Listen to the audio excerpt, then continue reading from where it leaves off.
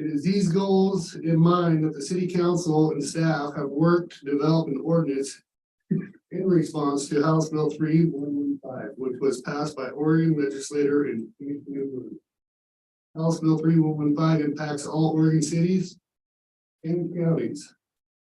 It is mandatory law. Even if you don't agree with the law and don't like it, the city has to comply with it, just like all other cities and counties. The bill requires that cities and counties in the state to review the public space rules and adopt laws that are objective, reasonable to people experiencing homelessness. When it comes to regulating the act of sitting, lying, and sleeping, or keeping warm or dry outdoors on public property to the public, open to the public. The city of St. Helens has been proactive in reviewing the rules since the bill was passed.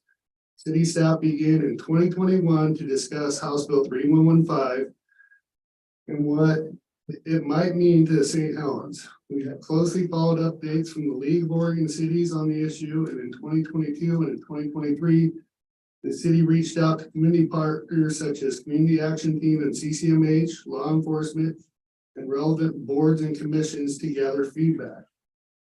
The city council has attended several joint meetings with the planning commission to hear their recommendations. The city has been working with specialized legal counsel to ensure whatever rules we change continue to provide safe and livable community while complying with the new state law. From the start, the city council has expressed opposition to creating encampments in St. Helens. St. Helens does not have the same issues as seen in larger cities across the state, and we are committed to keeping it that way. We support our law enforcement and empower our officers to address crime. We support creating reasonable rules that ensure the safe and livable community. We support clean streets and parks where people feel safe to shop and play. We want business to feel supported and confident to move to our community. Our local police work closely with Community Action and CCMH to find solutions to address homeless needs in the community. In the past, these groups have partnered to meet the needs of houseless individuals in St. Helens. They will continue to do so. We support them in their efforts. For several months now, we have been reviewing and refining proposals of what the St. Helens rules should be. The consensus of the city council has consistently included keeping camping out of the city parks and away from the residential areas. The discussion and decision made by the city council today are about maintaining livability, safety for our community and complying with the law. So that being said, we believe in livability and safety.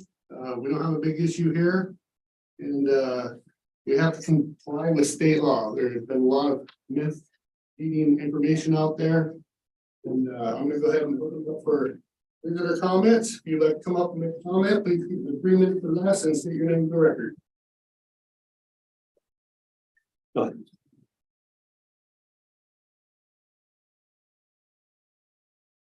Name is Brady Preheim. So I'm here obviously to comment about HB 3115, and in particular about a meeting that was held by Steve Toski yesterday. I object to that meeting. I think that was improperly done. He was supposed to be a member of your council by serving on an advisory role, and he is not, I don't think, performing that duty that he should be doing in an ethical manner. He also provided false information at that information, saying that the city is looking at allowing homeless camping anywhere within the city, which you have been adamantly opposed to and specifically said that you didn't. I find that was offensive that he stated that in public to a lot of people. There were also several people that made comments online, assuming that this was a city function that was being done by the planning commission, which also I think was inappropriate for him to do. Steve told me when he ran for city council that he wants power. I think you should believe him. This is not about what is best for the city. This is about his personal goal of him trying to be a California attorney and come and do a win. And that's what it's about. That is not what is best for the city. I understand that you have a very difficult situation, a very difficult conversation to make. But providing false information doesn't help anybody. I would note that for someone who seems to be so concerned about it, Scappoose actually made an emergency measure on Monday. Their approach was a little unique from Rainier's, and that they chose to not identify a specific piece of property within the city limits, but to say where you couldn't. They do have a place where you can go in mind, but they did not put it in the ordinance specifically because, as you know, and I understand, if you pick a place, people are going to be mad. You say this is the spot where you can camp, they're going to be mad, and I get that they're going to be mad, and why you're reluctant to do that. On the other hand, even with what I had said about Mr. Kosky, I actually am concerned about the Scappoose ordinance because I'm not a stupid person. I read the ordinance. I couldn't figure out where to go if I was a homeless person. And I think that sort of, they're saying, okay, well, if they're homeless, the police will come and look at it. Maybe I'm concerned that that will cause some litigation problems. I don't like the proposed areas. I'm sure you probably don't either. Anywhere you put it, someone's going to be unhappy. But my personal choice, if you were going to have to pick a homeless spot, is put it at the hospital property. You got it. You didn't pay for that. You got it for free out there. It's not within our area of the town. And that would be the place that I would recommend if you have to. Thank you. Thank you. You mind?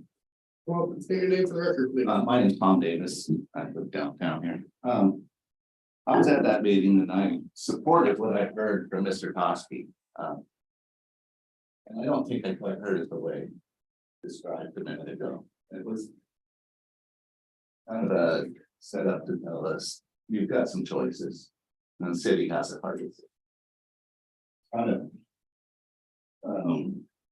I get behind making it difficult to have homeless people in town in our city. Do we want that? And how do you deal with it? So I listened to what he had to say, and it seems to me like it sounds like a pretty reasonable problem, a way to solve the problem. You've got to do nothing, you could do nothing. Nowhere that will get you. Seems to me what he was saying is that if you have somewhere where you can tell people, here you can go, they're not gonna like it probably, but it's better than letting people just build homeless shelters wherever they want to, because they fall in love with it. They build them. They personally put their sticks together, they build their little houses along the river, and they sort of take pride in it, and they don't want to leave. And it encourages them to want to stay. And then someone will come in next to them and they'll do the same thing. And they become almost like they get ownership of their little piece of their pie right there. And it could be right in, your neighborhood, my neighborhood, or right on the riverfront. So it seemed to me reasonable. And I don't know what better options you really have. So I just stand up in favor of it. So I'm gonna just state for the record that we are actually gonna go into this talk immediately. We have our city planner here. The planning commission, we have 3 commissioners here. We actually worked with them jointly, and they adopted rules about a month and a half ago to present to the council.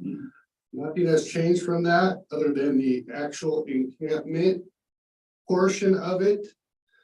So, but I want anybody who wants to stick around and hear what the city has, and Mr. Kosky's well aware of, and the planning commissioners, because I think they're all active commissioners. Where actually the city is at right at this point in time. Immediately following from the comment, we're going right into that discussion. And I think it's, So you can hear it for your own ears. You make your own decision. thank you. I appreciate that. And I'd like to comment that you guys did a good job with the city docs. You know, I spent a lot of time on the waterfront, that was becoming a bit of a problem. But you take mitigation for measures, and I think it's working, so congratulations to you on that. Thank you. Mhm. I would let everybody know that we're going immediately. What time? Our agenda item number 4 is going to number 1. So do you not want public comment about it? Well, public Or just comment. say after you comment, stick around. so If that you you want can to hear hear us. answers, if you want to hear answers to Okay. any of your questions that you may But have. I look back and public And- comment. Yeah, That's so, why I want to make. okay. Yeah. Well, then I'm just gonna read what I wrote. Hopefully I do it in 3 minutes. Mitzi Lowe. Yes. Okay, so I'm here to plead the case regarding HB 3115, which goes into effect July 1. It is my understanding this bill will take away the city's ability to enforce the current sleeping, lying, and camping laws that our city currently has in place. In a recent meeting, Councilor Chilton asked the police a few questions regarding the homeless in our city and how they handle it. What I heard is that they are out there but try to be hidden. They treat them with respect, ask questions, advise where they can get help, and move them along enforcing our current laws. They also advised after July 1, they will no longer be able to take this approach and said it would be helpful for them to have some guidance. We had a problem with voters camping on our docks and waterfront for months and months, maybe even longer at times. Other voters were uncomfortable using our docks as there was theft, domestic violence, and so on. After a lot of citizen pleading and testimony, they came up with a plan you came up with a plan which puts time limits, a pay station, harbor master, and cameras in place. So far, this seems to have worked. I ask that you please consider the same for our city. Our public streets and sidewalks in front of personal homes and businesses need to be protected from people pitching a tent, sleeping in their RV or vehicles in public areas around the city. If it were to get out of hand, this could lower home values, create safety issues, and run businesses out of St. Helens. There have been some businesses that have relocated here, get out of Portland. From time to time, I do see people walking by my house looking for a place to sleep, and recently have seen someone walking out of McCormick Park with a backpack and sleeping bag in hand. We may not have much of a problem now, and hopefully we never will, but I think it is important to have rules and guidelines in place in case it does become a problem. If we have nothing or a minimal plan in place, people talk, and when the word spreads that St. Helens doesn't have any rules or regulations or minimal, that's when the problem could become worse. Let's be proactive and not reactive. Is the designated area proposed to allow a homeless person to sleep for a few nights a perfect place? There is no perfect place for one reason or another. I agree 1000% our children and families should be protected. This place proposed seems to be the least affected of our citizens, but close enough to services and easy to police. I have a hunch the homeless will not stay at all. They may move on to a city that has more relaxed rules and regulations. In a perfect world, we wouldn't have anyone out of a home, but unfortunately we do, and this bill tells us we need to provide a time, place, and manner for them. Please consider our community and strongly think about the Planning Commission's proposal by designating a place for the police to guide the person looking to find a place to sleep with a time limit of a few days so that they can figure out where they're moving on to next. The plan should be inclusive of tents, RVs, and vehicles, and is only a place for them to have a few days to be warm and dry, not an encampment. Thank you. Yeah, I just want to state that a lot of what's read there is already in what the city council is moving forward with, and maybe we should go into the presentation before any more further public comment. I know Mr. Kosky would like to, he had a video, he'd like to come out. Thank you, Mayor Scholl. Yeah. So last night, I held Steve Kosky as a citizen. I held a open house, for downtown hall and asked for people to come to talk about the concerns about, the new homeless laws and to explain because of the feedback that the city and other people were getting regarding, the idea of an encampment, where we were really headed. And, once the people heard what we were facing, and I made a disclaimer that I was just there for me, I wasn't there for the council, I wasn't there for the planning commission, I was there as an attorney. Once I made the explanation, people really understand that all things considered, they would rather have a contained encampment for a few days than where people can stay for a few days than a plan like was adopted right here, which essentially turns their entire town into an encampment because people can just camp anywhere. Some of the things that biggest concerns of the people. Worried about the ability to enforce the 5-day rule. How are we going to enforce it? How are we going to do it? As a citizen, my suggestion is that enforcement of what happens if the city decides to go forward with a place model is to bring it under administration, make sure that administration is responsible for enforcing and developing an enforcement strategy. Additionally, people were concerned about the potential size. We heard people who work with the people who are homeless, and they said sometimes they get 28 people in a warming shelter, and they're concerned that if they turn them out and we only have a spot for 10 or 15 people, where will they go? Other people express concerns that in the event we get flooded with a whole bunch of people suddenly, where would they go? Then suddenly they're in our neighborhoods. So several citizens expressed concerns that we have reserved spaces ready. So in the event we are inundated somehow, some way, these folks are not coming into our neighborhoods, they're not coming into our parks, they're not coming into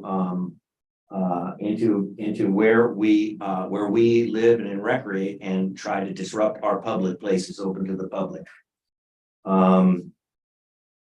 Let's see. I don't want to mention that. So I would say that those are the, there was also a concern about near children.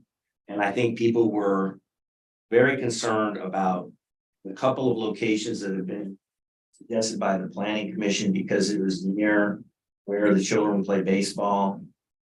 We explained that we had looked at other areas and considered other areas, but the city council, of course, was going to be free to choose the area ultimately. Somebody suggested the public works yard area. I went by there and looked at there may be some extra room there. There was a talk about Millard Road property, but some other people said their kids play there. It's a tough decision. I would like, we have more than 100 signatures on the piece of paper. And I guess as a citizen, I appreciate you allowing me to speak a little further on this, Mayor Scholl, is that from the beginning, the city had decided that it was against an encampment. And And you have to wrap it up. okay, And you're over your 3 minutes. thank you. Can I wrap just 1 second? I think that ends up being probably the best solution and limiting it to 15 people and limiting it to 5 days. And that way we don't have just an area that anybody can come, hundreds of people can trash, something that we can manage and regulate. And that also is a 1 per 1,000 ratio, which is more than the ratio of homeless in Multnomah County. They have 5,000 to 800,000 people. Thank you very much for allowing me to comment as a citizen. And one more thing is, I do think the city should hear what the verbiage of the petition is. I don't know if the city is aware of it, but should hear it before you move forward so you can hear what the people signed. Thank you, Mayor Scholl. So if it was about encampments, I can tell you right now, one name, because I got to call after your meeting, Matt Broadman is not for an encampment of any type. So you can wipe that name off the list because he said he signed it. I actually got several people that called me to let me know they were misled about their signature on that. So, Felt very so you uncomfortable know. about that, and there's one back there saying yes. that they didn't understand what they were signing. Yep. So, being If I were you, I just wouldn't. an attorney, you make- should. Someone sitting at a table that, Okay, hey, you can, if you want to come up for public comment, you can. okay. Yes, we're back to If you're gonna start talking about the signatures, I sat, my name is Kelly Davis. And I witnessed someone say, hey, can I use your pen? I want to sign this. And the guy that spoke here said, no, you don't want to sign that. You're not signing that. And convinced his table, and I watched him do it.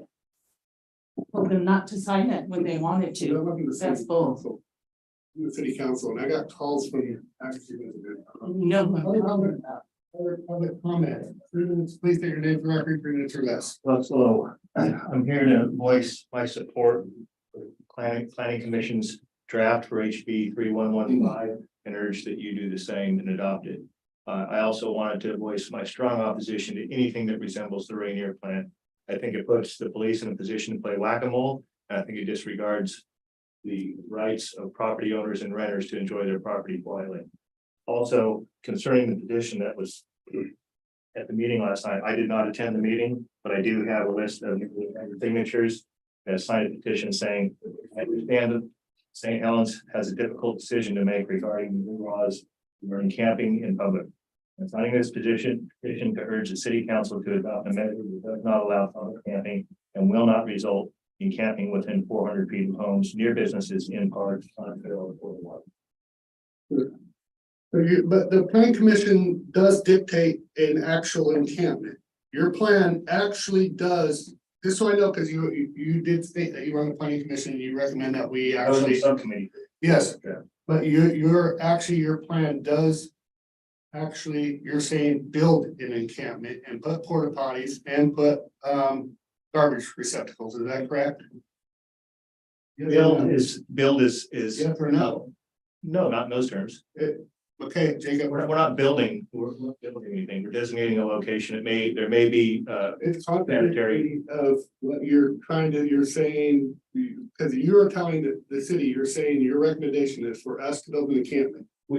we are, Rick, but we've also been very open to say that if there's a better solution for a location, we're all ears. It's not just I about just wanna make location, sure. it's about the fact of building an encampment. I just want to make sure that that is part of the proposal of the planning commission is to build To my, an encampment. to my recollection, we never discussed building. It was a It location, was presented to us in Mr. Toski. excuse me, it was a location for people to go that may or may not have sanitary facilities provided. That's it. Okay. All right. I just know it was, I'm not talking to you, I just know council presented to us is very much different than what we're hearing right now. Thank you. And we will get into that immediately following this public comment period, so but listen to our legal counsel over here, your city planner. Other visitor comments? I do. Hold on, we got one coming up, hold on.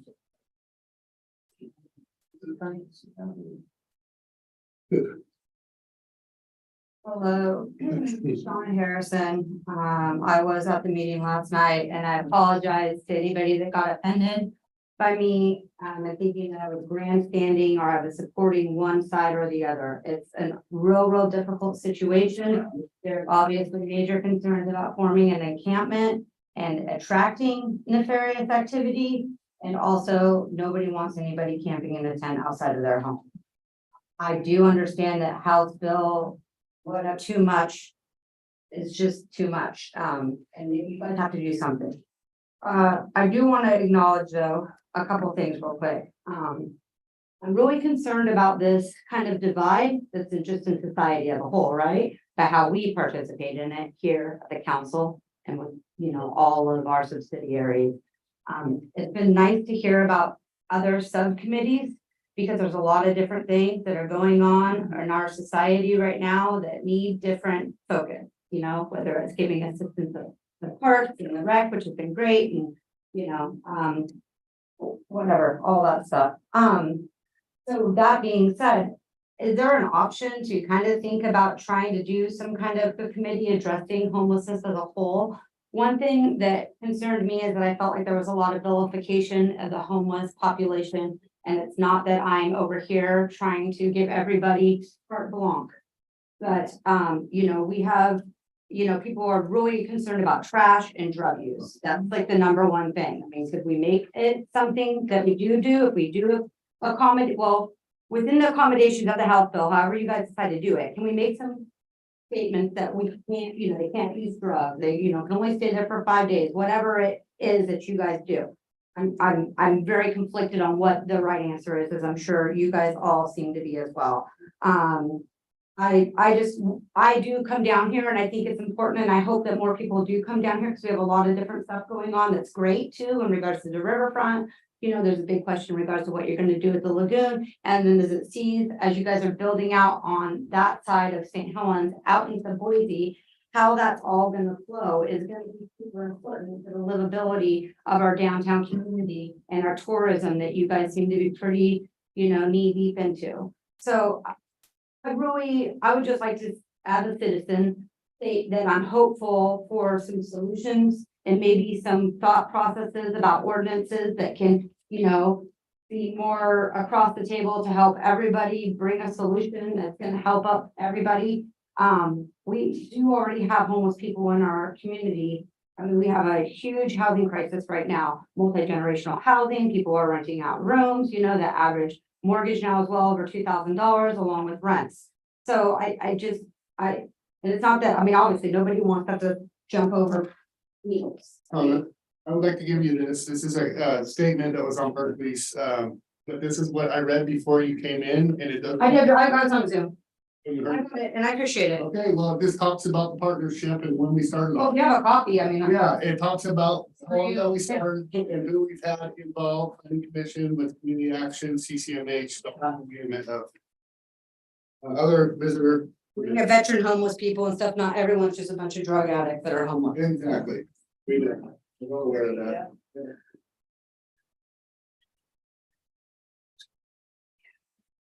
Go first. Oh, are you sure? Yep. I'm gonna be quick. Okay. So I'm a citizen and I just wanted to, I'm not familiar with what Can you this. state your name for the record? Oh, Debbie Reed. Yep. And I work downtown. And my concern, and I have grandkids, so my concern is, of course, and we have had people sleeping across, not recently, but across the street. When it used to be, there wasn't anything there before the store. We had a gentleman there for 2 days in a row. I, would like to not have them downtown camping and everywhere else. I think, I hate to say encampment, but I think a designated area is good. I worry about my grandkids. I'm overprotective. So, and we did have several nights. I went to the meeting last night, so there were several people there. I just wanted to express that, with working downtown, we would prefer it not be downtown, especially. Thank you. Okay.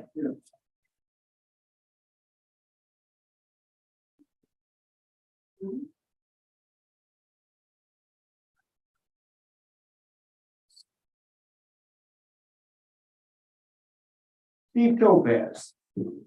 What I'm gonna say is a prelude to two town meetings which we should have and haven't. One is concerning the lagoon toxic waste, and the other is the homeless problem. Okay, free speech. Public free speech is protected by the Constitution of the United States. 3-minute limit on public comments at a public meeting is a violation of the Constitution. I wrote a complaint to the engineering board about sewer and storm drain problems in 3rd and 4th Streets, and was told that the complaint was a public statement and was illegal. It was upheld by the Court of Appeals and the Supreme Court of Oregon. The federal court ruled that Mr. Topaz's free speech constitutional rights were violated by state rule, pointing out state rules for violation of the Constitution. 2 meetings were called by the city's administrator stated as executive meetings were ruled illegal by the Ethics Committee. In both cases, the city's attorneys were present. A question about the finances of the reservoir were given to the finance director by Councilor Topaz, were taken to the Ethics Commission and rejected by the Ethics Commission. By the way, as you know, the reservoir has been destroyed because those questions weren't asked.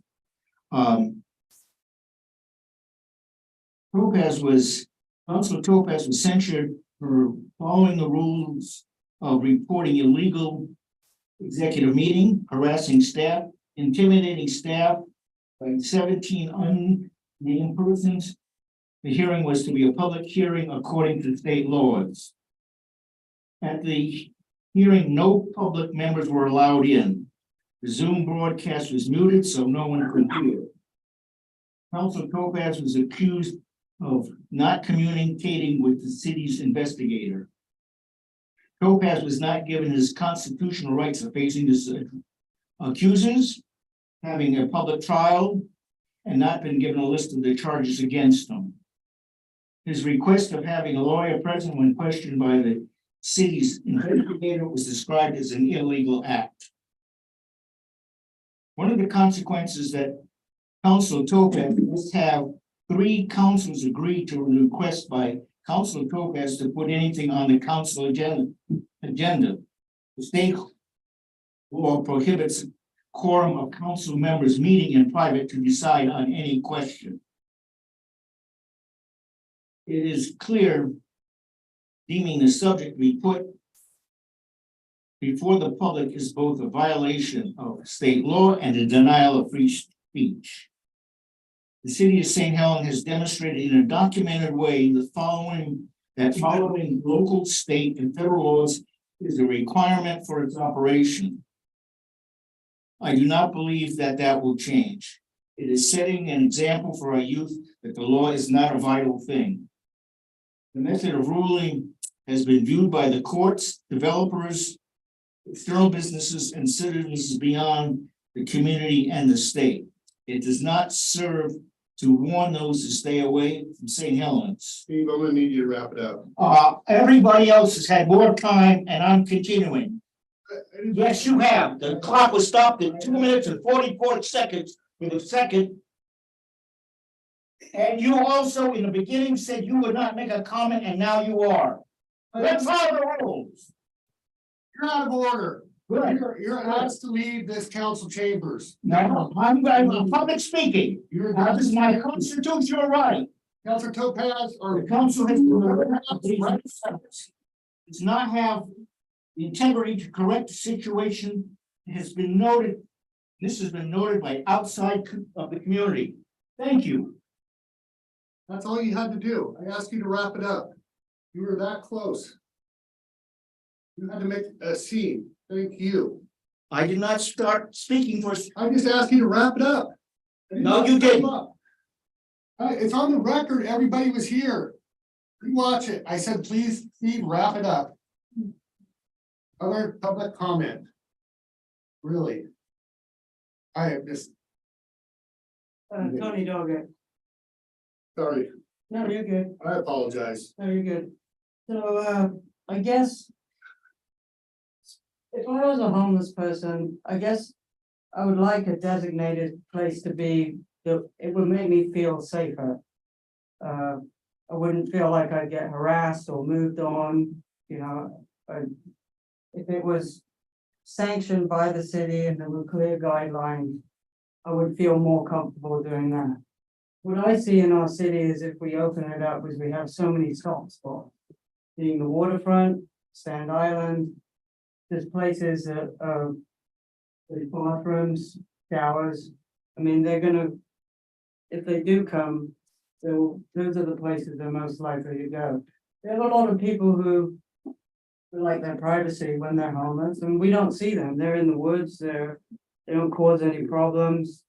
I mean, they're respectful, good people, and you know, I think there's nothing wrong with I'm not talking about an encampment, but providing them a safe space that they won't get harassed by people who feel like their space is being invaded. And I just think it's something worth considering rather than just sort of letting them, you know, leave them out there, you know, open to all kinds of abuse from people. You know, I mean, we've dealt with the docks. We had some good people and then we had some awful people. So, you know, it's a hard thing to deal with, but we have to deal with it in reality. And it's not going to go away, but we just need to have something in place that's reasonable, that makes our citizens happy and keeps these people safe. Agreed. Thank you. There comments? Okay, we're gonna go into that item, House Bill 3115. We're moving 4 up to 1. Oh, I apologize. Could you just say it? Cause I texted or messaged and I haven't seen anybody, but Oh, yeah. Is there anybody out on there on Zoom who would like to make public comment? I would like to let everybody know that Councilor Berkeley is with us via Zoom. I apologize for that, Councilor Berkeley. Okay, Councilor Berkeley, we are moving our number 4 item to number 1 to talk about it because there's been some public testimony here. And I want to turn it over to our city planner, Jacob Bragen, who has been working tirelessly between various committees and legal counsel and planning commission and CCMH to really action to everybody, all right? I mean, you've had interaction with a lot of people on this. Yeah, with the planning commission, yes. Those faces up on the screen. Yeah, could you put Councilor Berkeley and also our city attorney, we have Aaron Eisel, who is hired by CIS as a legal counsel representation of just drawing up this ordinance, and then we have Bill Monahan, our city attorney up here, and along with Councilor Berkeley. So Jacob, I'll go ahead and turn it over to you. Thank you. Setting that up, you're good with that. Yeah, that'll be behind the screen. Okay, you guys are gonna be behind the screen, but here's Is it the from- presentation. This one. Yeah, that one. Yep. Okay, so House Bill 3115 and all the other laws and court rulings that pertain to it. Basically, it means our laws currently that say no camping on public land are moot. And so we have to do something. This has been well talked about, but it's a good precursor to this whole discussion. So why this work session matters, the main goal that staff wants and really needs at this point is to understand which road are we traveling. And I'll talk about the potential roads we can travel pretty soon. But the timing is very important. We're at the point where the ordinance needs to be read once. 2 readings is normal. It was 3. Oh, okay. That totally threw me off. So 2 ordinance readings. Yes, thank you. Thank you, Mayor. So 2 ordinances is normal. We're at the point where we need 1 ordinance reading, and that means for 1 ordinance reading, we need unanimous vote of the council having a quorum. So consensus is really important. And we also need to do an emergency reading because normally an ordinance takes 30 days to take effect. So that we either have May 31st or June 14th, depending on which council meeting in June, to have a final ordinance ready, So there's little time at this point to get something done in time. Now, if we don't have something done in time, it just means that enforcement of the laws is a little squishy until we do have something. So it's not necessarily the end of the world, but we like to keep our timeliness, of course. So the 2 potential roads, and there's always a little bit of gray area between the 2 roads, but the 2 general roads we can go down are 1, like the planning commission recommendation, which focuses on places where you can camp, where that's the focus.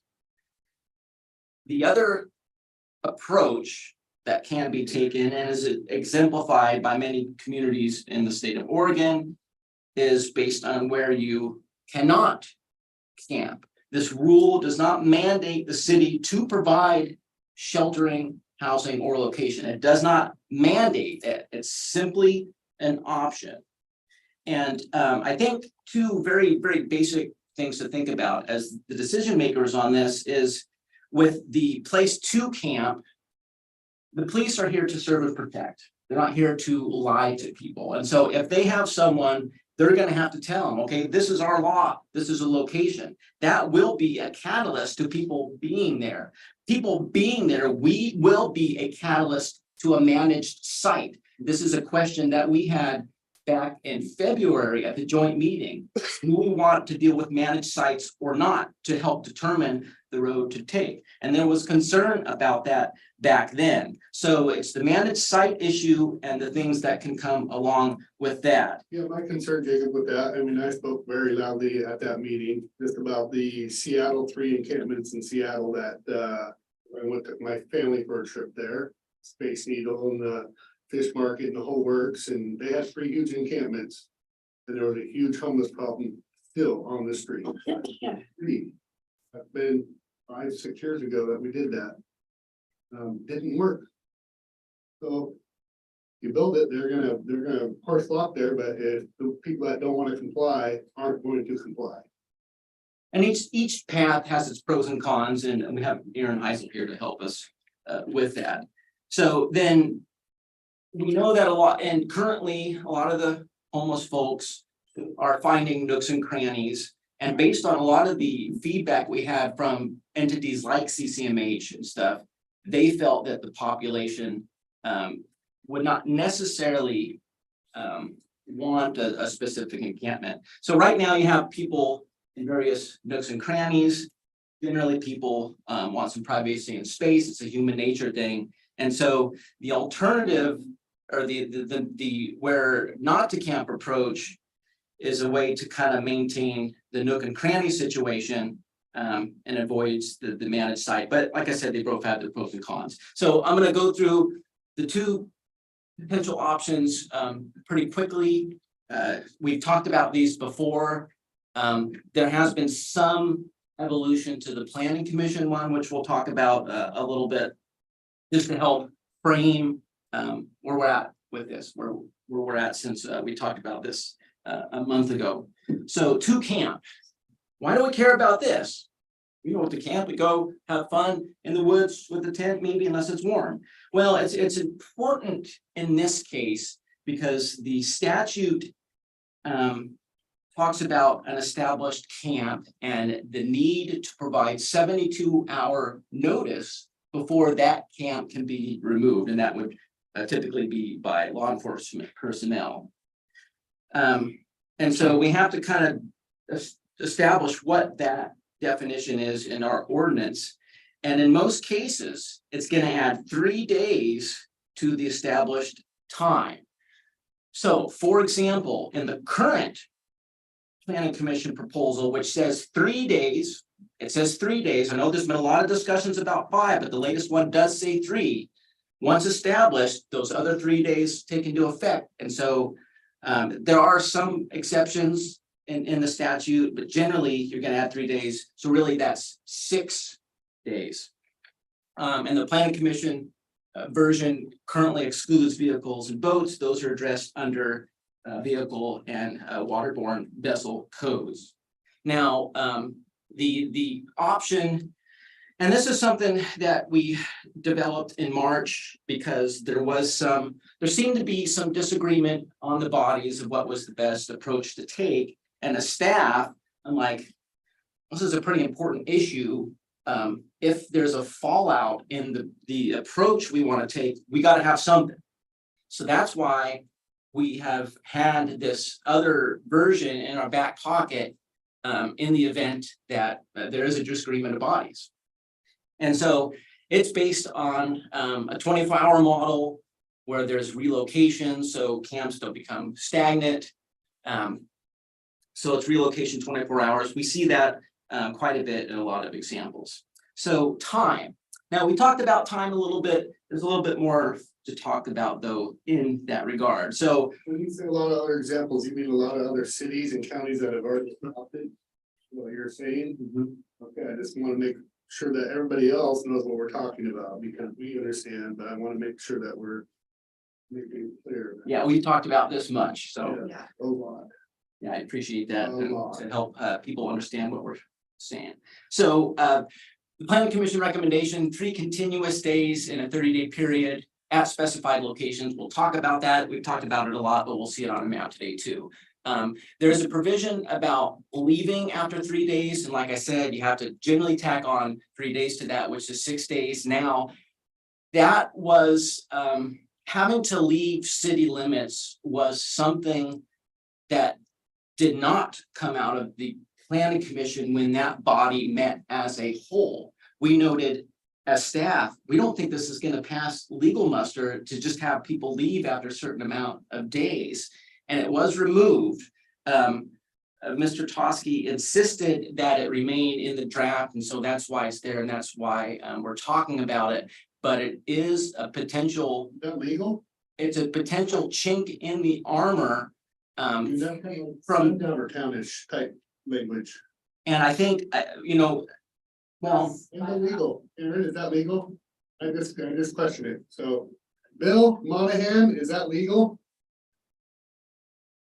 Aaron said no, but. I know, but I have another attorney here too. So Mayor, I defer to Aaron because he's the expert on this. I've been working with other communities on their regulations, and I have not heard a proposal to require people to leave the city. I think that gets into another area of violating the rights of individuals. Yes, okay, so you kind of answered yes in that question. Correct. Aaron, I'll go ahead and- I agree with Mr. Monahan, that you're gonna run afoul, has nothing to do with House Bill 3115 or anything, it's federal constitutional law, you can't expel people from your city, especially over things like this. Sorry, Jacob. no, that is a critical component, because as we have chinks in the armor, you need to know. Yeah. You need to road at this point of crossroads. Now, knowing that was an We'll issue. resolve this today. We're getting an ordinance for next week, next. Yes, So we did put in the planning commission draft that greater than 3 days is possible with the declaration of emergency. So there is that release valve. And then an additional layer of release valve if it's more than 30 days. So the option where you can't camp, like I said, it was 24 hours. There is a potential to extend that with the declaration by the city manager. There's also the Can I jump in? sure, here, Jake? yeah.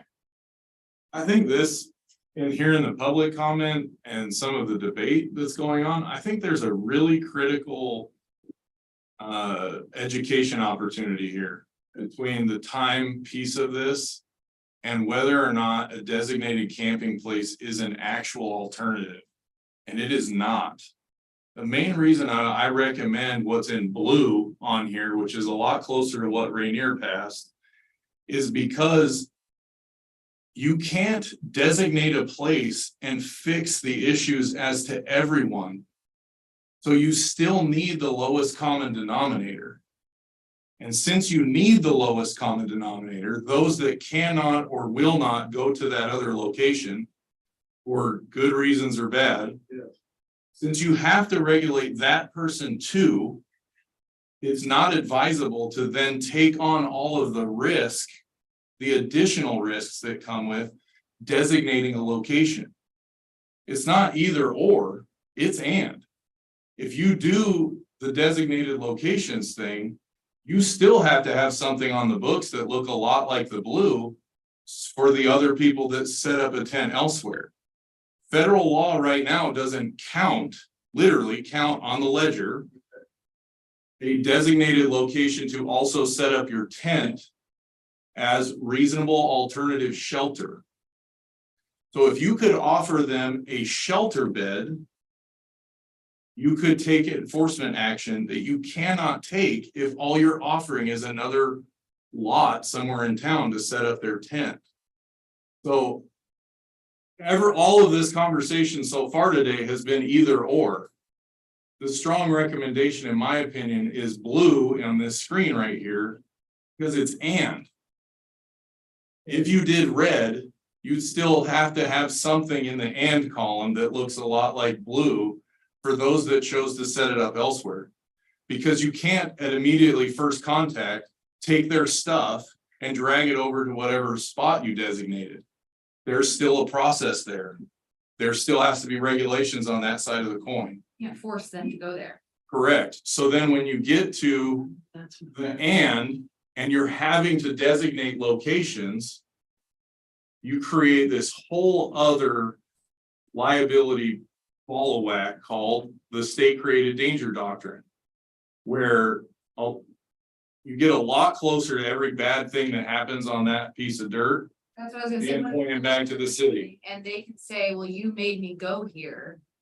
Correct. It's just so much liability with that. And you do, it ends up becoming, you end up with a very compelling argument on the designated location that if you've telling me to be here overnight, you should provide me X, Y, and Z services to make it easier and comfortable to be there.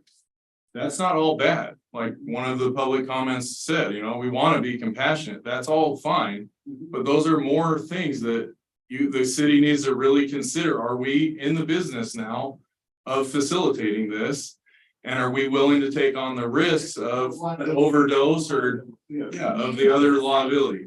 So in my role of just advising the city on House Bill 3115 requires that you carve out some places that they can lawfully sleep and rest without a risk of enforcement action. This is the lowest common denominator of that. Aaron, and we had our joint meeting, for part of that. And when we were there, we talked about no residential neighborhood, no waterfront district, no parks. Correct. There's a lot of city properties that are not that people could find. Correct. And there's a lot of ways that you could do that. You can still exclude whole sections of town. Yes, You just have to picture it like a spectrum, because if your list of exclusions all of a sudden excludes everywhere but the same place you were gonna designate anyway, but you just designated that place. and here's You comes with all those same risks. here's the key. I've had multiple conversations on this, a lot of conversations with the drivers. Is that we can always fine tune these resolutions. With a resolution, this ordinance with a resolution in the future, if we see an issue. As case law develops. Absolutely, but it falls on deaf ears, and that it's something that we're not, this is not set in stone. We can always have a resolution to retune or refine any description of said blue or red.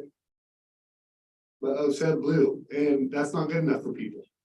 It fell on deaf ears. We actually got a presentation a month and a half ago with recommendations. And I've had a lot of phone conversations since then about this. And these are, I mean, like you're hearing, these are very difficult issues. Every single city and county in the state is having to do this because this is not a place in the law where these kind of carve outs existed before. But I'm not wrong in saying what I just said, right? No, it triggers July 1st and there is nothing that locks you into anything. Did you hear what I had to say? Did you agree with what I said? I don't know if you were listening in very closely, Bill. So Mayor, what I heard you say was the city has the ability to adopt regulations if it chooses to regulate camping by July 1, which is the requirement under the law. But then after July 1, if the city learns from what occur in other communities, some interpretations, maybe we find there's a better time, place, and manner restriction. Maybe we find what is objectively reasonable, Yes. which is the definition we're all looking forward to learning more about. The city does have the ability to modify those regulations. And I think that's what Attorney Heisel just said. Yes, I agree with that. And we were having this discussion. I just want to make it's not something we are putting our heads in the sand. We've heard that. I have. And for the record, Aaron is in representing current litigation, right, Aaron? Around this law. So we have the expert in the room, Yes. as expert as you can get on the matter right now. All right. Okay, Jacob, let's continue on. And there's something to be said about how radical or aggressive is your initial ordinance? And do you want to be the magnet for war? Or do you want to learn about wars from other communities creating the magnets, especially in a situation where we're lucky? We're not like some communities that have an inundation problem where it's a lot bigger area to manage. Yeah. The assumption is that's where the wars are gonna happen. That's where the lessons are gonna be learned. And I think there's a lot of concern about how things are gonna affect taxpayers, and legal bills do affect taxpayers because it affects the budget, and it can affect the budget significantly. So the next slide. Like we said, now there are places where you can designate just camping is not allowed at all. And in the planning commission recommendation, basically it's anywhere except for those specified sites. And like I said, we'll look at some maps pretty soon. There is also the ability to create additional sites. That power is in the ordinance, but we do have to start with something in there. We can't just list anything. And then those additional areas are declaration of emergency, and there's the 30-day stuff with the council okay for more than 30 days. So for the approach where it's not to camp, this was kind of the list that we developed. The first one I think is important, all parks. Now, a statement that the city may be allowing or contemplating allowing this in parks. If a statement was made yesterday or even the last 4 months or more, that would be deeply concerning because we talked about this in 2022. And we excluded parks, I think pretty universally based on those discussions. So those kind of statements would be alarming. So another important one is within no camping within 100 yards of any entrance to a residence or business. And some of this did come from the planning commission and some of those early drafts. So this was something that, so the blue is not exclusive of planning commission input. I think that's very important thing for everybody to understand. Public rights of way, some sidewalks have not blocked except for in residential areas, public owned buildings, certain distances from waterways. And when we talk about broad areas, residential zoning districts, including sidewalks is listed. We have some maps to kind of show what that looks like, but that's kind of the list, which could mean massage still, of course. The list at least to get something started. So specified areas, this is specific to the planning commission recommendation. They talked about being behind 1810 Old Portland Road and or along Castor Road, which is the road to former Boiseville, now Cascade. The Boise softball fields area. And the Boise softball fields, yeah. Like we said, we have to have something in the ordinance. And this is important because the council was very concerned about this particular issue before, about having to specify areas. And I know there's a lot of concern about this particular area. Additional areas not specified can be established for a declaration of emergency, like we talked about. So there's this maximum of 15 people. And it says no fee camping. And in some of the earlier drafts, I've got some contacts from people who said that we were going to put them in parks. And you know, there's intricacies of law, and there's a section that allows camping in McCormick Park and Sand Island based on a permit and based on a fee. You don't want camping there, you just don't issue permits. It's that simple. So this is why this talks about no fee camping. So this would be fee and registration camping, because another element is requiring registration before you camp on the city designated property. So there's a maximum of 15 people. Now, we know that that's another issue of legal contention, is capping people, just like having people, we have to leave after a certain amount of days. And so to try to work with that, in the current draft, there's a declaration of emergency with the council okay to allow greater than that amount of people. Another thing I was thinking about in thinking about this is this does not, this is not exclusive to the homeless. This is supposed to apply to everybody. And this is something that we talked about early on too. And so let's say I'm a bored teenager. Well, you know what? I feel like camping. I'm gonna go see old John Walsh at City Hall and register up and go camp by the recreation facility. There's nothing that says you have to be homeless to do it. It just says you have to register and be there. So that's a interesting thing to think about. So manner provisions If next. something happens to that 14-year-old kid out of the city, registered campground, Good point. So manner provisions, in the planning commission recommendation.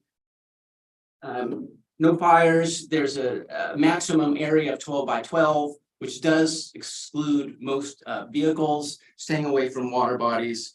No removal or clearing of vegetation, that's new. At our last planning commission meeting, we did have some concerns from our parks and citizens about sensitive vegetation like camas and such.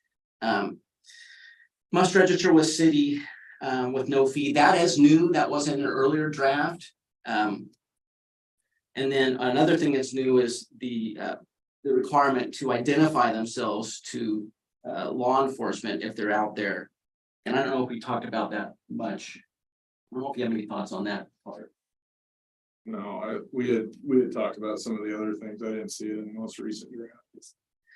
And then in the version of where you can't camp, there's just some basic provisions in there.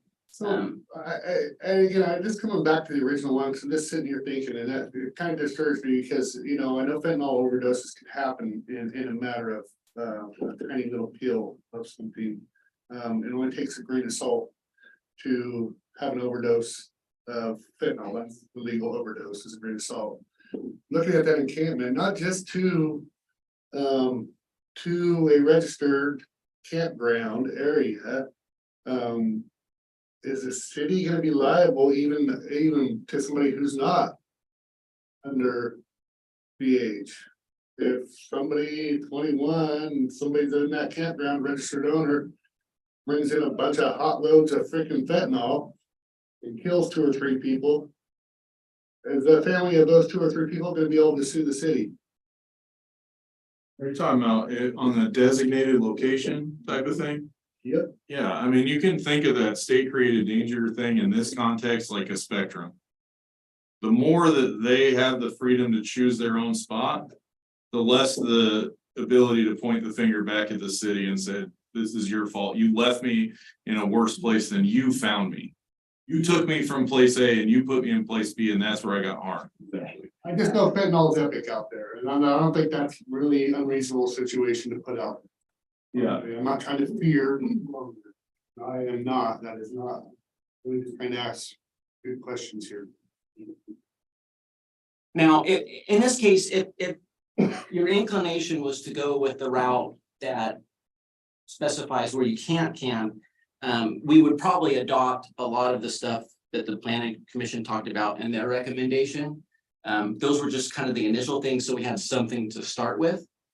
Under the circumstances like what I talked about earlier. So the last thing before we look at the maps is violation. And you know, you can only do so much with homeless folks. There's a lot of case law about criminalizing homelessness. And one thing in the planning commission version is just that. Now the planning commission generally felt that I think they acknowledged that potential issue. But there was a feeling that it would rarely, if ever, get to that point, and that it proves, it kind of hammers the point of St. Helens' concern about it. So whether or not that ends up staying in there. Can I jump in on that? Sure, yeah. The case law concern on criminalizing this actually comes back to that distinction I just talked about. This is from federal case law, and it has to do with whether or not you're offering shelter that counts versus another place to put your tent down.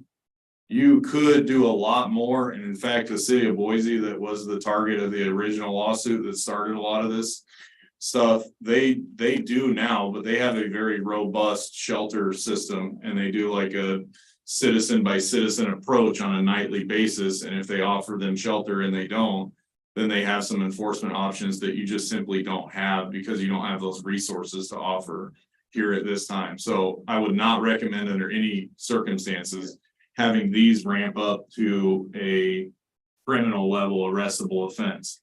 That being said, another I think opportunity to educate on this is there is nothing about these changes or the case law that have to do with any other conduct. And all of the other conduct that you may see or picture in your mind that attaches to some of this stuff is still completely fair game to regulate as it always has been. So the drugs, the needle concerns, the rubbish, the trash, all of that stuff. And maybe this is another opportunity to go back and look at what you have in city codes regulating those things and make sure that that language is updated as well. Because you can certainly like both versions that you were just shown had a size requirement or size limitation, like all of that is conduct, and that's all still regulating the activity. It's just a matter of making those distinctions between sleeping and resting, must have a carve out for indefinite camping. No, we can draw the line on at some point on that. So maps always help with visualization over just words. So this map shows everything within city limits, including our urban growth boundary. And it shows property owned by the state, county, and city, political subdivisions, the state of Oregon, which is the public property issue that House Bill 3115 applies to. So the red is city-owned property, a little bit of orange, the county, and you don't see a lot of purple, but that's the state. Really, the Armory, half of Sand Island, and most of Dalton Lake is state-owned. I would also point out, I heard some comments about Dalton Lake. Most of Dalton Lake is not in city limits, and so city code would not apply. So that's very important for everybody to realize. So public property, if we go to the next map, this just zooms in closer to 1810 Old Portland Road, which the planning commission has been focused on, and Castor Road. So you can see there, we own a whole bunch of property. We've owned McCormick Park for a long, long time. Then we purchased over 200 acres of industrial property, which 5 or 8 years later, now we're dealing with this, which is kind of interesting. And so these were the areas that the planning commission was kind of focusing on and the specified sites. And if you go to the next slide, so 1, 2, and 3 were just ideas that we threw out there to get the conversation going. I think a lot of people, well, I mean, there's various discomforts on a variety of them. But in a little box to the left that nobody can read, those are distances from service providers, such as CCMH, Community Action Team, and the Jordan Center down here. And generally, it's a fairly central location. So that's one positive of it. One thing that is new on this map that you didn't see before are these little groupings of 15 12 by 12 squares. So we mentioned that the encampment area is a maximum of 12 by 12. And so it was kind of a visualization of, well, what would a cluster of those little squares together look like?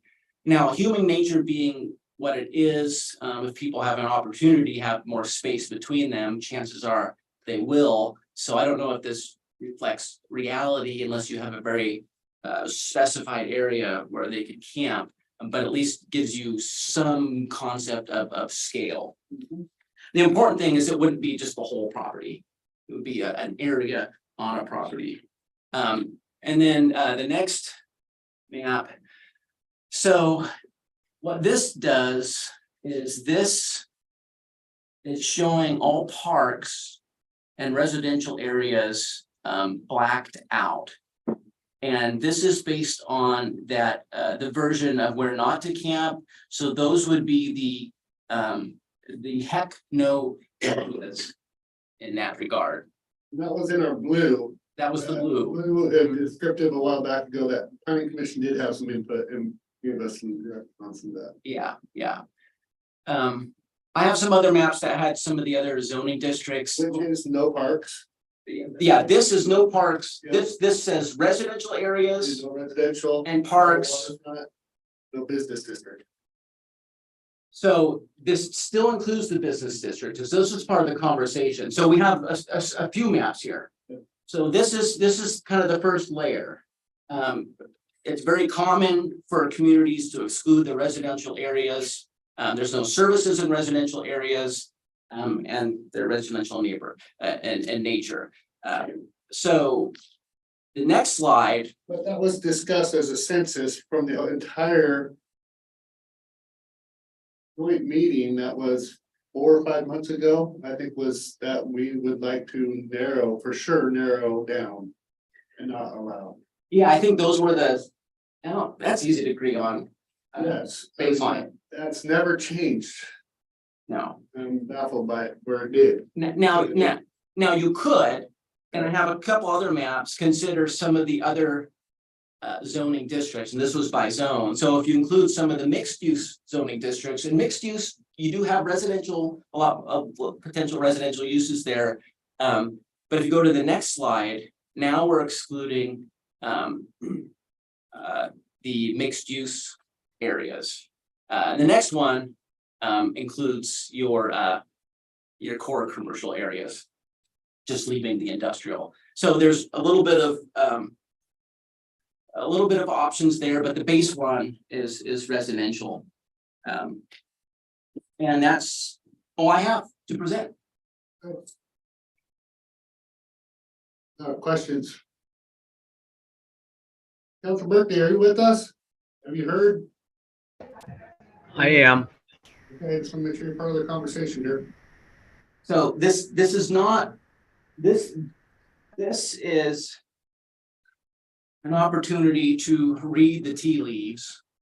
So we know what our direction is. We're in a council situation here.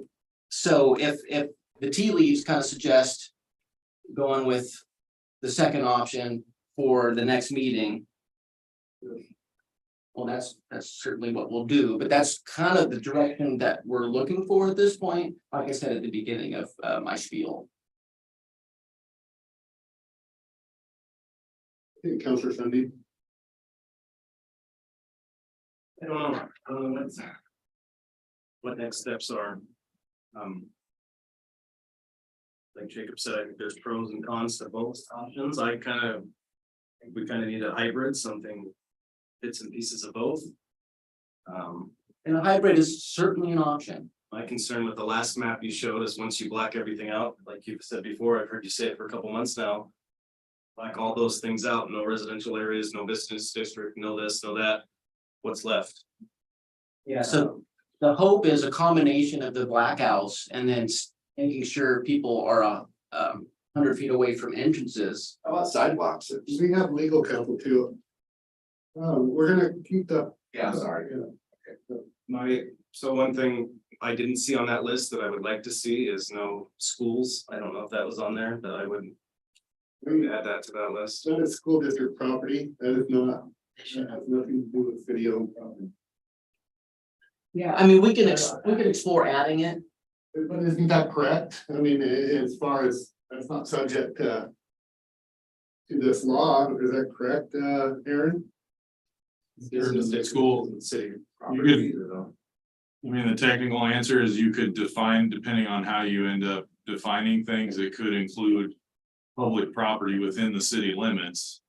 One of the really unfortunate byproducts of all of these legal changes is that most places are going away from that and just regulating and policing their own property 100% of the time. So like, even before when I was a police officer, we would trespass people from, I was in Washington, but the equivalent of ODOT property. that was within our city limits and things were written to do that. Yeah. But now that everyone's being forced to give up some places of their public property for this activity, everybody's kind of defining it in terms of just city property, and that's for somebody else that owns it, that directly owns it or directly leases it or whatever the case may be to handle. Sorry, I just, or I don't know that I say, I can see benefits of both. Jacob mentioned right now, we're doing the nook and cranny technique where people are here and there and everywhere, but again, is that what we want? Do we want somebody camping out in the field behind your house? Fire doing what? And some of that remain, because a lot of it's on private property. Exactly. This is specific to public property. What are the ramifications for private property owners? they can call them trespass. They need to make a phone call to the St. Johns Police Department and formally trespass anybody on their property, and we will respond to that. Can you regulate where they don't have fires? So a lot of that is, we have a no burn in the city, but a campfire is okay for anybody to have in their backyard. So again, that opens us up probably to the lawsuit, and I would guess. If you were to say your little fire, campfire is not the same as my campfire in my backyard. If we allow that. Not necessarily, because again, your backyard's private property and public property can be regulated as long as. And the easier, cleaner way to picture those things is, that is especially in a lot of places around the state, that's completely other conduct. Open flame, fire, what you can burn on public property is completely independent of anything that has to do with sleeping or resting on public property. Because you happen to not be home, because you're experiencing homelessness, right? The planning commission proposal does specifically prohibit fires. And some communities, like in the Rogue Valley, they've had some pretty brutal burnings, and so that's a particular concern down there, at least in some seasons. From some of my earlier readings on this. Councilor Berkeley, would you like to comment on this? I don't have anything to comment on at this time, no. Well, I'll say something. So it's taken me quite a while to really wrap my brain around our options and just to, bluntly get over the fact that we even have to do this in our city. It's really unfair. And it's putting a lot of responsibility on our city. The mayor and I went to the League of Oregon Cities last year, and every single mayor and city councilor in that room was very upset. For the whole state, everyone's having to deal with this. So it's a very difficult issue. And it's taken me a long time to try to wrap my brain around it. But the way that what I keep going back to is we have two options: where to camp or where not to camp. And I think that the most conservative way to go about it and play it by ear and watch how things develop without jumping the gun, in my opinion, is to decide where not to camp in our city. So that's where I'm at right now. I'm kind of leaning towards what Councilor Chilton, but I just want to state that, there has been a lot of work and, a presentation that was really well thought out and a lot of work behind it. That isn't really far off from what we're talking about right now. But there've been a lot of conversations too, and we're really not fighting each other. This is a state mandatory law, folks. We are a small community, a loving community. There should never be a divide. And I've continued to try to reach out and reach my hand across and try to be nice and not just, have a bunch of different dialect that's really not getting good for anybody in our community. But it's really not safe, effective leadership of government.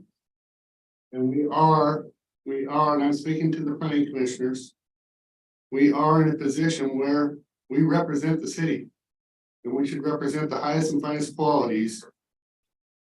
And we should be learned to We can't always win. I've been sitting up here for 6+ years. And I have lost a lot. But I've always went with the census. And moved on, because it was, as elected officials. The vote happened and it took place. And let's keep an eye on this. I hope they're right. I hope they're right, is what I said. Instead of, I can't believe this, it should be my way, blah, blah. Okay? That's, Mr. Kosky, no, you've said enough and I've talked to you a lot, and you have to give me that much, I have. I'm sorry, but this is not open for public comment, this is us talking to. Is that so we can leave, So- if there's no more comments? So why are we all here then? Because I also want you to hear what we have drawn up. And then we can't have our input of what you have drawn up? Well, hold on just a minute. Like, Can I at least finish my statement, because you guys. are you just told me no. But I'm trying to talk here, and now I'm. In a moment, Yeah, I just had a couple more questions. Yeah, I don't know if I and- have a chance to ask.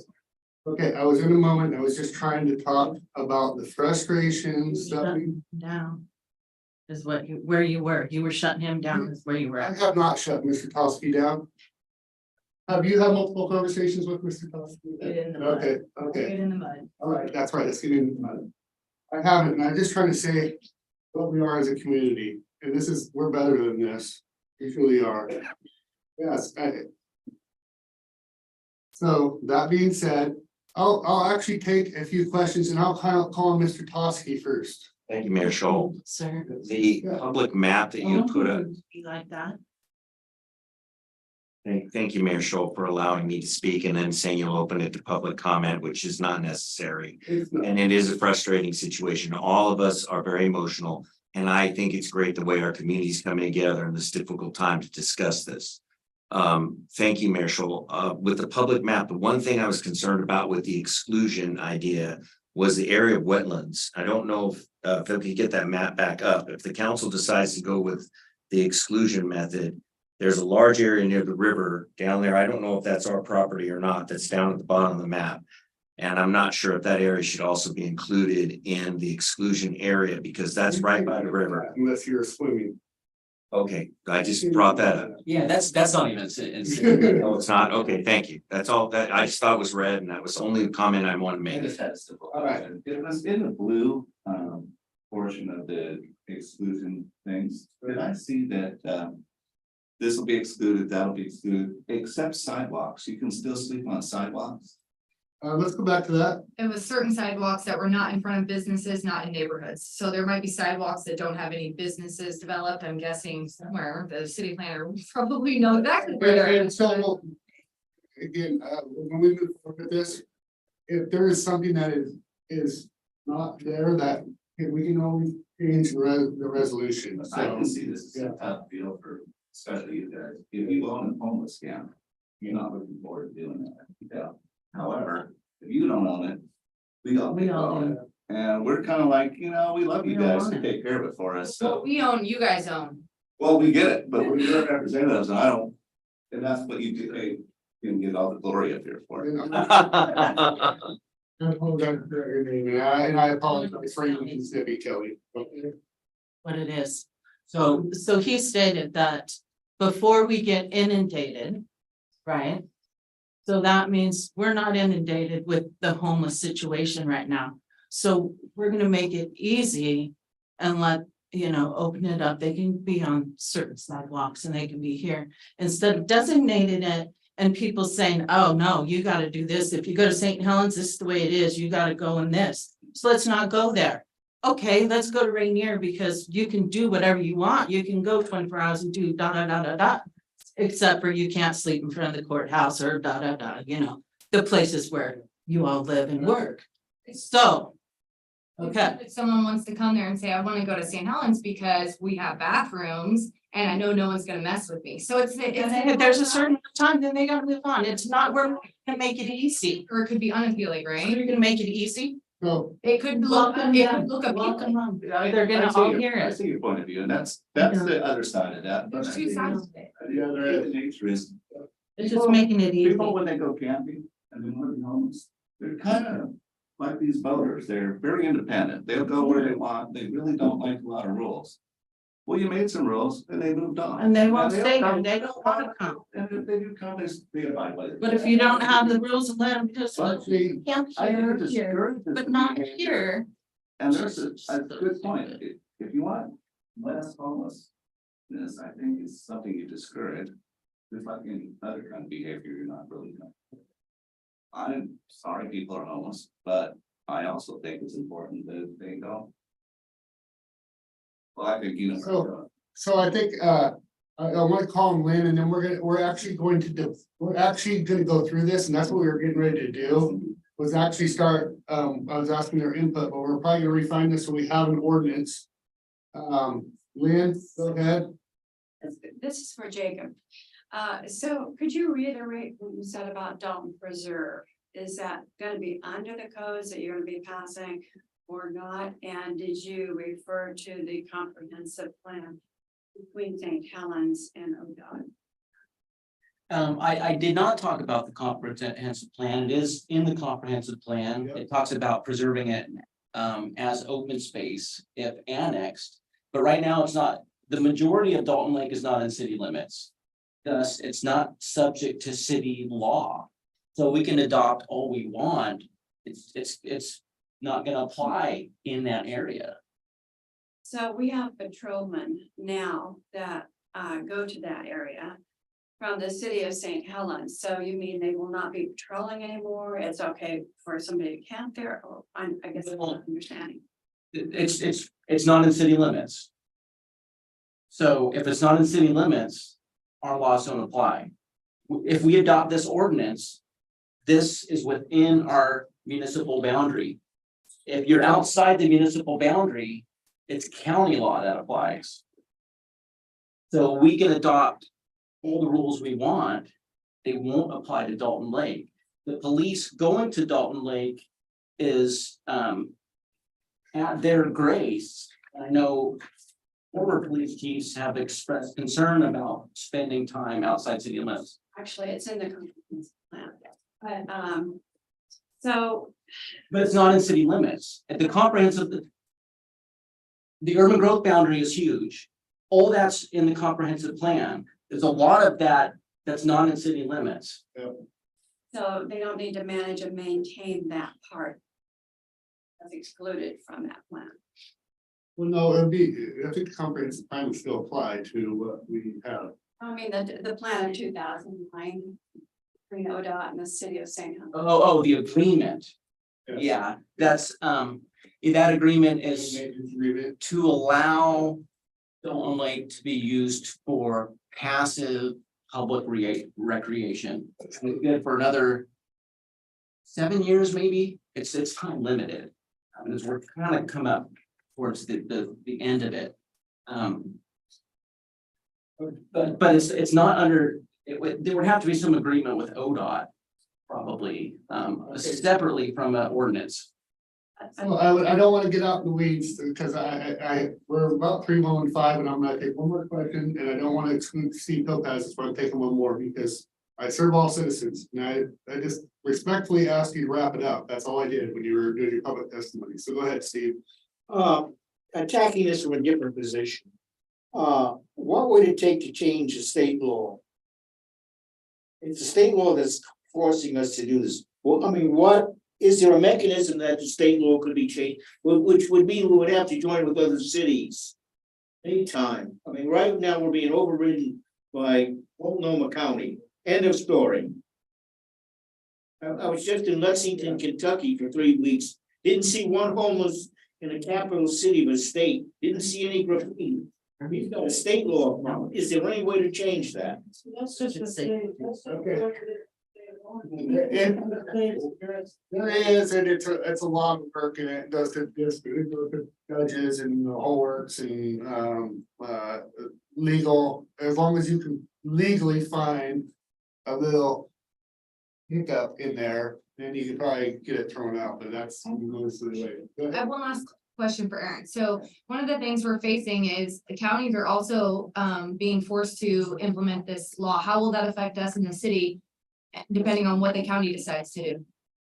I haven't looked up St. Helens specific on this issue, but I would bet money that you guys are home rule. The answer to that, John, you guys are home rule. You solely govern your city limits and the county stuff does not apply to you for things like this. I think former counselor brings up a really good point though on the state law is what's the anvil here. Yes. It's the pressure and the analogous one is what we've all dealt with now for this last few years where they decriminalize drugs. Yeah. You guys, the city is not the solution. You guys can't go criminalize drugs now. You've been preempted on that by state law. That's kind of where you're at on these things. It creates a lot of really difficult decisions you have to make, but the solution is in Salem. More so than it is here. That's a great That's a point. good summarization. So, and moving forward and drawing this up, where does everybody feel? I mean, the blue, which is not a lot of the council and the, planning commission agreed on all that.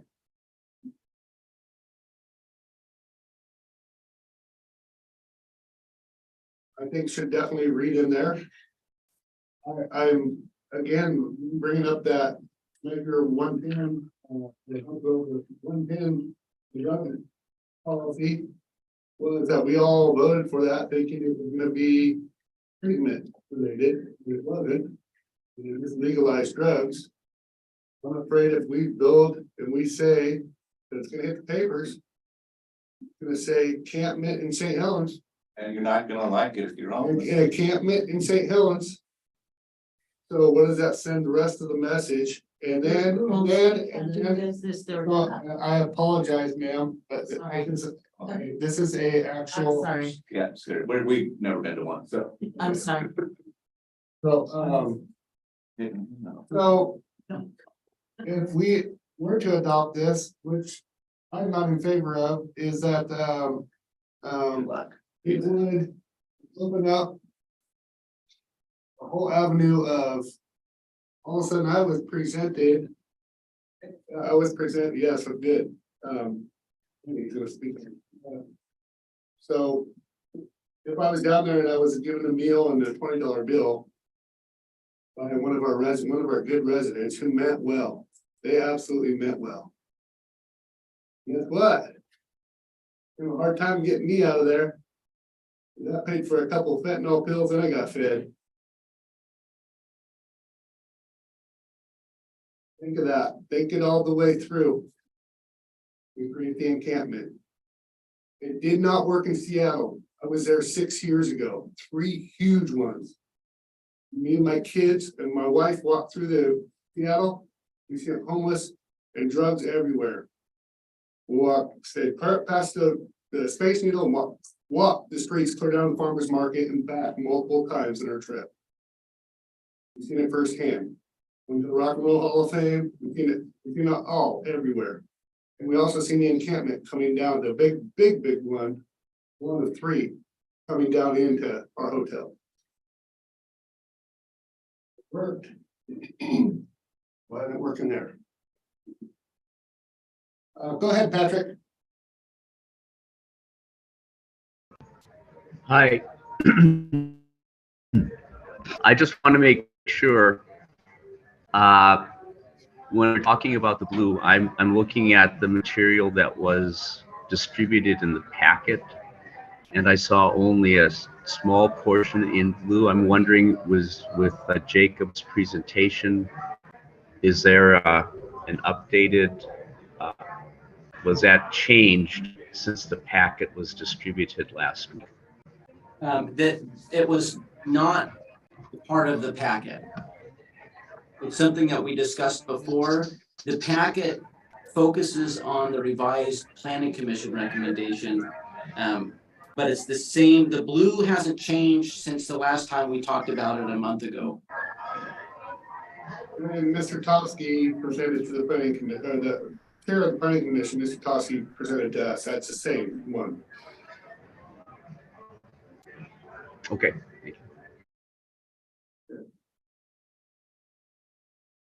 Okay. We have to move forward. I would rather go with the least risk. I don't agree with the things that were in the red. I personally have people terrified of an actual encampment in town. Literally terrified, and this has really, all this public publicity has really done a lot of harm in our community. It's really, really sad. But we're not fighting one another, we're actually trying to adhere to a state law. None of us have mandated this, none of us wanted this. But we're trying to adhere to it. And comply. And be able to adjust if we need to. And keep the city out of liability. It's not about winning.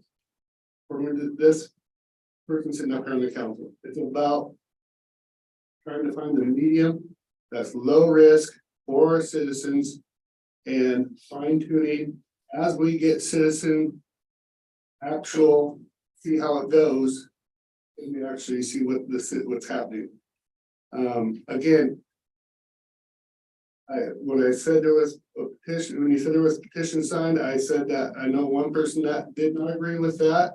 And I don't know if the gentleman's still in the back who shook his head that he signed it and didn't want encampments, if he's still feeling the same way after hearing everything. But I think it's a lower risk listening to our legal counsel. What would you recommend, Aaron?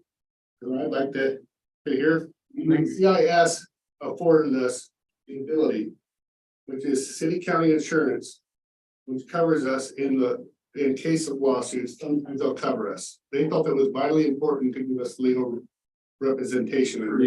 Pretty loaded question, Mayor. I I'm know. really careful of the words I say here. Yes. I don't want to discourage any city or county that has the resources from implementing resources that may help those experiencing homelessness get off the street. Yes. But I cannot in good faith recommend that you designate campgrounds because it creates issues and does not solve any of those legal issues. It very well may be someplace that's more attractive. It may be for a small percentage of them somewhere that they would choose to go because of those incentives. And it is an option, but it doesn't resolve what if they choose to go somewhere else issue. And it doesn't, the thought that you can force them to go there because you designated that site under the current status of the law is also a fiction. So it doesn't fix it. So I can't recommend, I think everything else can be blended together here. The red and the blue can become purple in a lot of these other places. But a designated campground, in my mind, I cannot recommend that to the city. Nor could I recommend that they be expelled from the city as a whole. There's a couple other provisions that, are in violation of current law that I couldn't recommend, but there is still a lot of purple that could be made otherwise. No, we need to move forward, Mr. Monahan, we need to move forward with this and get it before July 1st. Again, we know that we want to have something there and we feel like but there has been a lot of effort done on this. Would you agree that maybe somewhere in between, without a designated camp area, would be similar to what Rainier drew up is what I understand. And Scappoose is already adopted. So there are open to certain areas for homelessness right now. Anybody heard about that? They've already adopted it. Yeah, they have. So I'm just trying to get a little direction, and I think I have the answers from listening to the citizens. What the voters that voted for me are pushing me to say is no encampment, period. And just define where they can't and leave the rest open to no defined actual campground, because that's no good. So Mayor and Council, in response to your question, and by the way, I just noticed that Councilor Berkeley has indicated he's got a couple final comments he wants to make before the council concludes its discussion today. You're in a work session today. This is not the final step that you're taking. You've taken very good community comment, and frankly, this entire exercise that the laws have placed cities in the position of doing has been an effort that includes a primary hope that there be a community discussion about a community's needs and how it can best address its need to comply with the law and tailor something that, at least by July 1, is compliant with the law and fits the community's needs. Whatever action you take at a later date, I know you're not acting today, but whatever action you take at a later date can be influenced and improved potentially by what you learn the experience of other communities to be. So I think you've been very thoughtful. Your planning commission has been thoughtful. Your staff has, and your resources have been extremely productive and have taken into account the actions of many other communities. But ultimately, the decision you make is one that fits your community. So I think you've followed a great process. I look forward to hearing Councilor Berkeley's comments. And again, you'll be placing this on a future agenda, and it'll be up to you at that time whether you take additional public comment on whatever is before the council then. Be happy to answer any questions if you have any. Councilor Berkeley. I just learned I better make sure I'm careful about who I address the chat to. I was going to put that as a message to the moderator rather than to everyone about the comments. Anyway, yeah, just two things. One, I had been very much in favor of having at least some designated spot in this ordinance, but I no longer am support of it at this time. And I do think, yes, I look forward to a lot of purple that I guess I just want to make sure that I understood when I was asking about the colors, that it wasn't an either or, that the final or close to final version, we've got some purple with the red and blue combined. So that's all.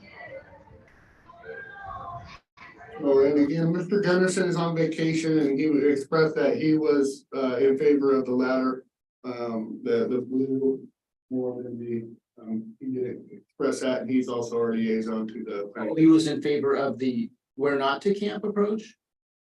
Yes. Oh, Yes. okay. That's, he must have changed his mind. It was very clear in what we've seen.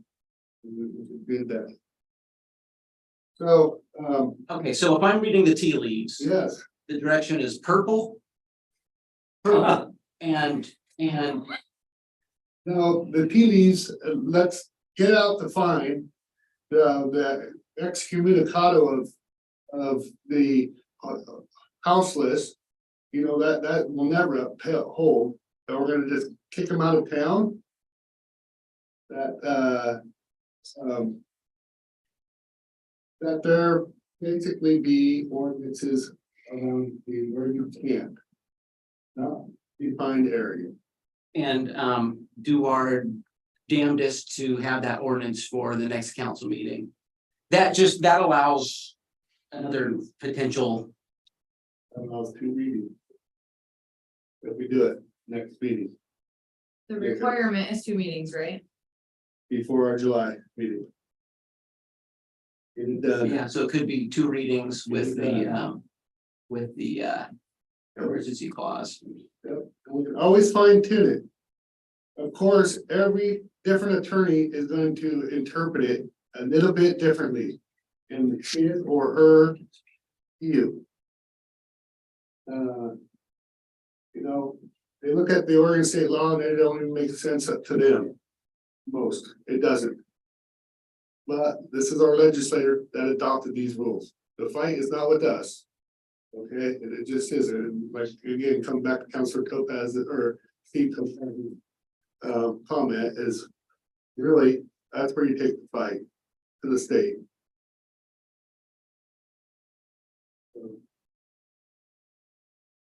Okay. I have what I need. Yep.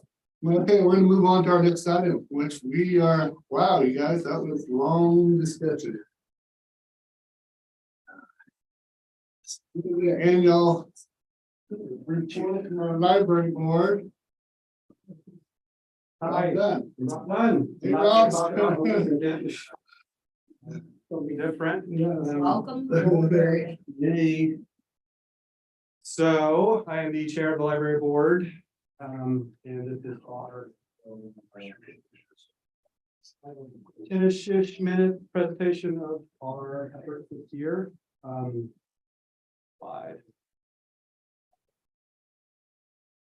First, this is our current library board roster, me, Rob down at the top, Shannon Mann, Melissa, Gal Maggi, Ellen Jacobson, Aaron Martin, Lynn, Jessica Sturdivant, Diana Wiener, and Patrick is our city council liaison. We are focusing a lot on our strategic plan, our renewing of that, and what we did is we did a lot of surveys. We have Survey Monkey with QR code that patrons could scan and offer feedback on designated questions, which fed into a Google form, so we could correlate that data. We also had community partner interviews where we would go out and talk to community partners like CCMH, Senior Center, see how they utilize the library, see what they would like to see different, or how they generally view the library, and just community engagement, asking people we knew, educational systems, how they use the St. Helens Library. Some of the schools have their own library. I think actually most have a smaller library with Ednum. I know my daughter's school does. And just kind of see what they're looking for, if there's something else that we can offer. Slide. And this is some of the, just a glimpse of some of the results. We have 80% of patrons have a library card, which shows a lot of people who either could be homeless or displaced, use library services, who don't have a library card, because you have to have a current physical address to receive a library card. And then various questions on what you're using the library for. Generally, it's checking things out. And this, if you haven't seen one, is I think it's called like a word blob, where the more a word is mentioned, the bigger it gets. Obviously, books.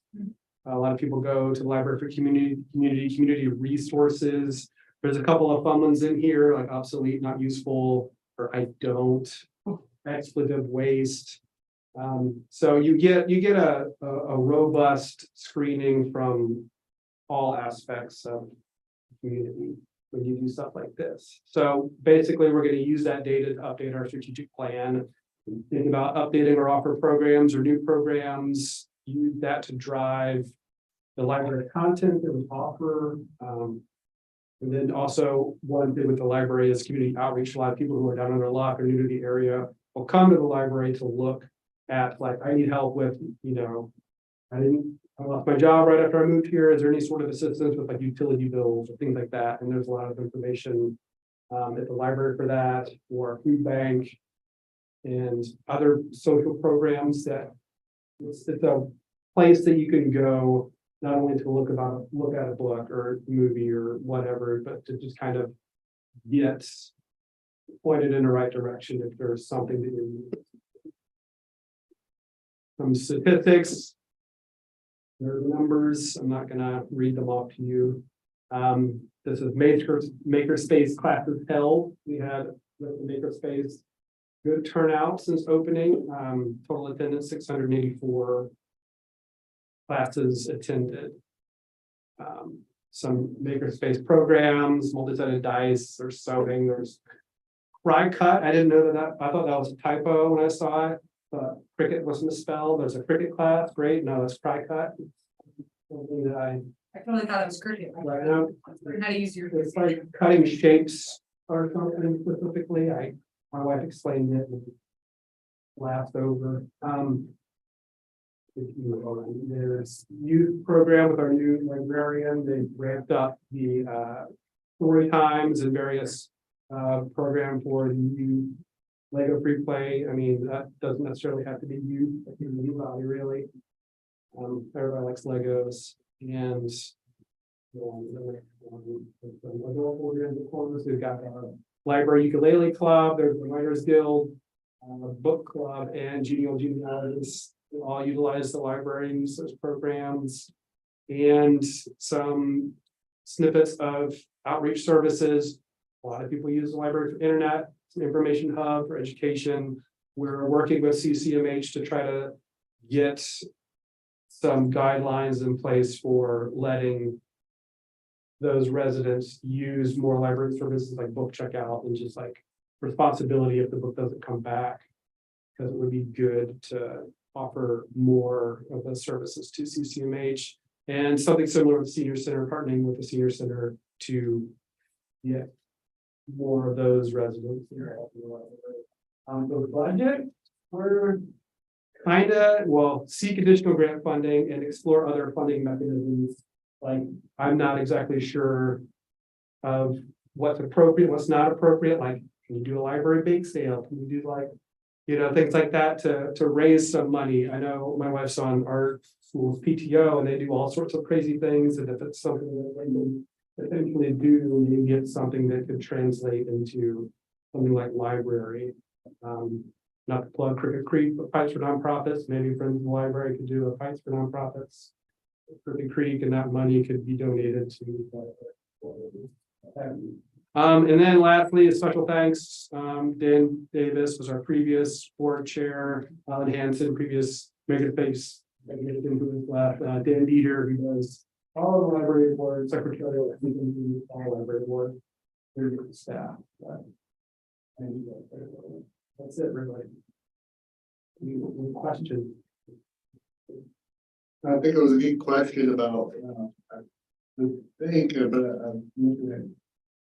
your kind of John about, they wanted to do a library board, could they do fundraisers, like bake sales and stuff like that?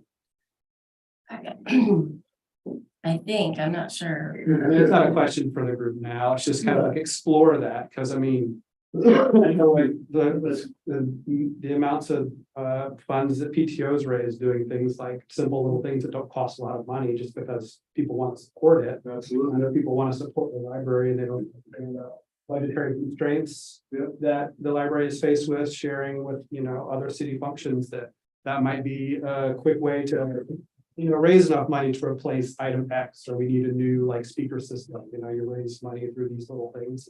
There you go. I could see it if you didn't give the money straight to the library, but maybe if you purchased the items and then donated it to the library. I could see that. I think the best route would be to have your friends at the library do all of that kind of fundraising, and then they can designate what to give to the library for what purposes. That's kind of what I vote first too, which is kind of like use that partnership to John said, yeah, he agrees with that part of it. kind of drive fundraising in a way. That's the idea, so. Yeah, and it's excellent to hear that you're thinking about, that makerspace now, and leaving was huge, and still is huge, and continuing to do a good job of. And you don't need a library board to necessarily use in makerspace. I know people who have come from Portland to use it because they don't have, they're like kind of halfway between Portland and. So it brings other business, they'll be in town, then they'll go to restaurant A or B. So it kind of, it supports local when you have those people come out of town to use that. So I'm gonna refer to Councilor Berkeley. I don't know, Councilor Berkeley, were you able to hear Rob's presentation? Sure. Yes, and I was going to say what Kathy said about the role of the friends being a source for some additional fundraising and, Exactly. You're breaking up a lot, Councilor that's Berkeley. just one of, But I heard you say the additional fundraising. Compliment.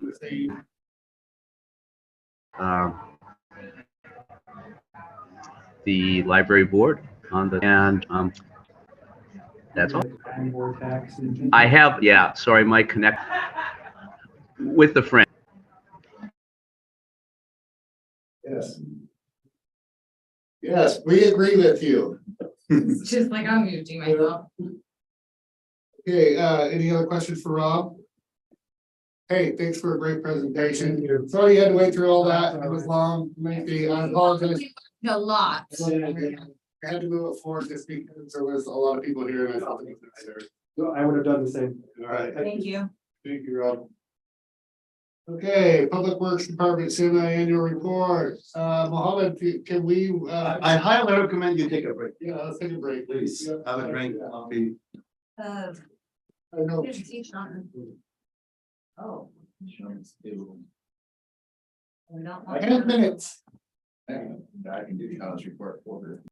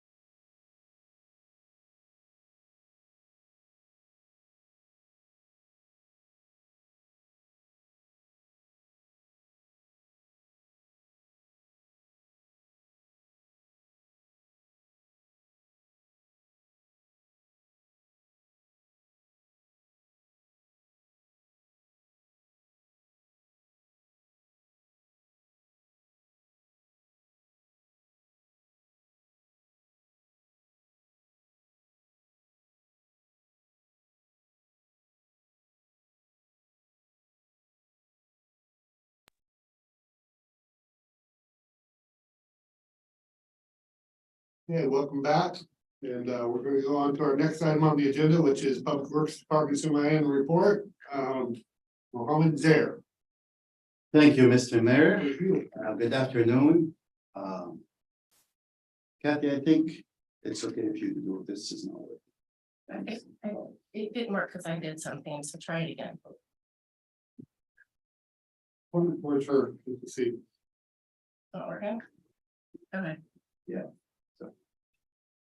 Yeah, I'm happy to be here today to present to you the Public Works semi-annual report. We have a lot to cover, so I try to really do my very best to reduce the amount of information to kind of keep this on track. Please kick me out whenever you feel I'm too long. Just FYI, this presentation has been done by a human, not ChatGPT. I mean, the thing now, everybody's using that. I've never looked at it, but yeah, we've done this internal. So yeah, we'll go ahead and we'll be covering all the divisions under Public Works. There is one here that I didn't add yet, is the information technology. That would be for another time because we have already. So we'll talk a little bit about the Public Works operations, current projects, some of the emergency preparedness that we've been working on, efficiencies and solutions. We'll talk a little bit about the engineering and what kind of projects we're working on, and we expanded our boundaries and city ability to work with contracts and some really major cost-saving measures we've been working on.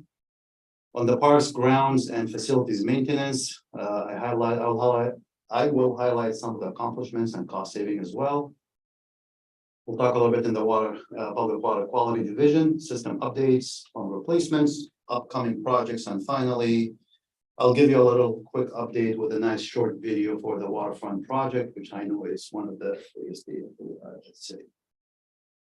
So our mission, as you know, we try to strive to provide a world-class service here in Public Works for our citizens and community, and the best service we can offer here to our citizens and staff and internal customers. Public Works operations, as you know, we have a day-to-day operations, which is the bread and butter of our Public Works. It's working on stormwater leaks, catch basin installation, alleviate drainage issues. We have those on a regular basis on every day, pretty much. We're at 24/7, and Special Counsel Sandin, you probably haven't had the chance to meet our Public Works team entirely in the past and know what we do. So I try to break down some of the stuff we do regularly day to day. And there is some projects management approach that we have adopted in our Public Works, which has worked very well for the city in the past almost 3 years.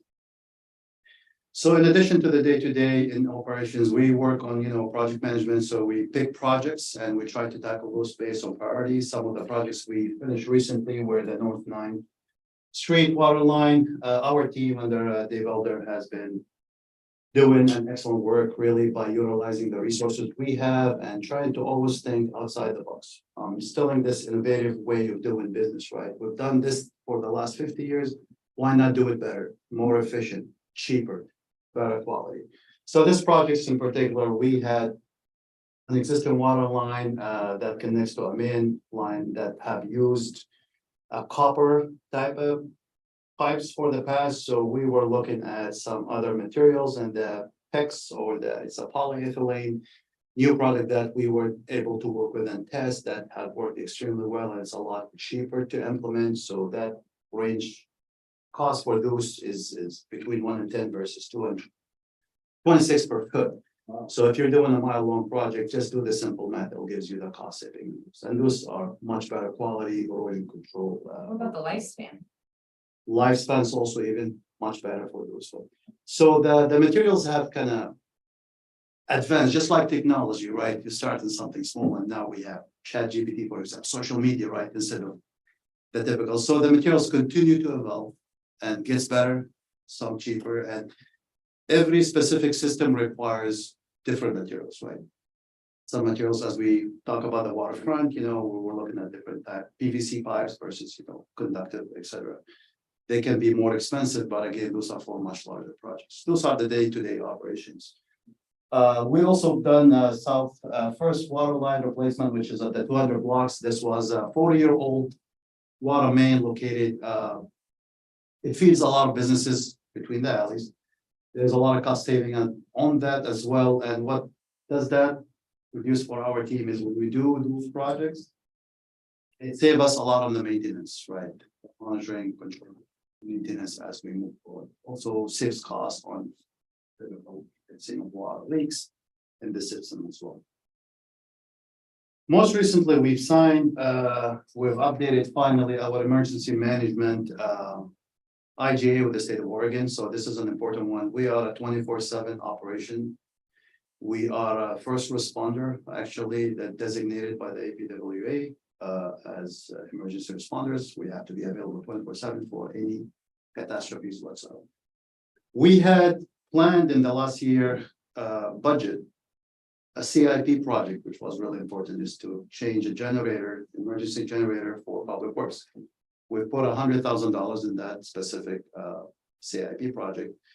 We've been working behind the scenes again with the elder leadership on that department. We talked about solutions. How can we do things better, more efficient, and cost saving, right? We have to continue to take the cost saving, cost prohibitive projects in mind due to our budget challenges, as you guys already know. So we have been without a backup emergency actually for a few years. And then we found a really good solutions. We worked kind of reverse engineered this whole project. And we were able to update our electronic panels completely, and we got that done about a couple months ago, I believe. And the great part of this project is, as I say, look at these numbers. We dedicated $100,000. We were able to get us 24/7 ready, available for emergencies at $20,000 cost. So there's an $80,000 cost saving went back to our budget. That's what I call accountability. Paying attention to all the challenges of being able to work efficiently with our circumstances, right? Because we could have gone and bought $100,000 generator and not worry about all this, and not worry about thinking how we can solve this problem. But we truly, have a dedicated team, and we work together closely to make sure we support the city as much as we can in those areas.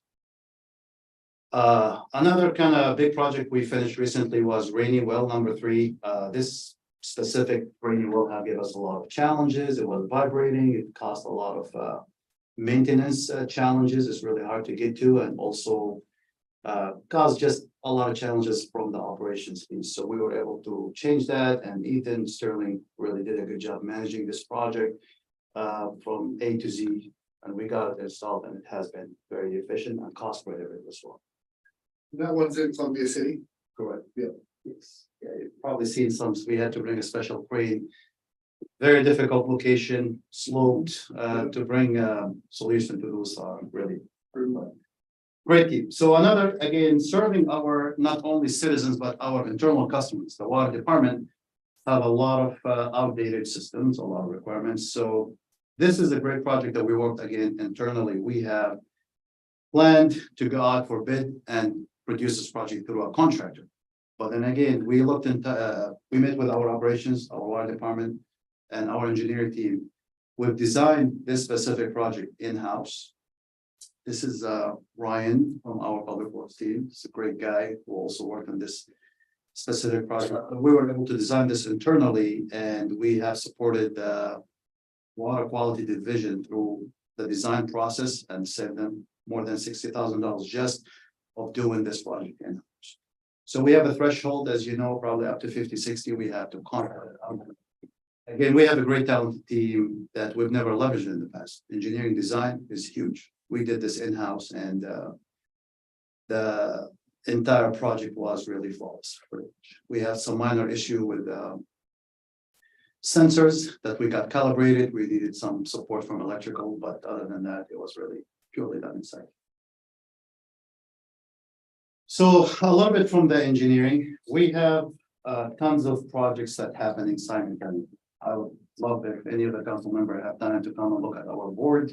These are great projects all over the city, whether it's development, whether it's construction, whether it's installation or whatnot.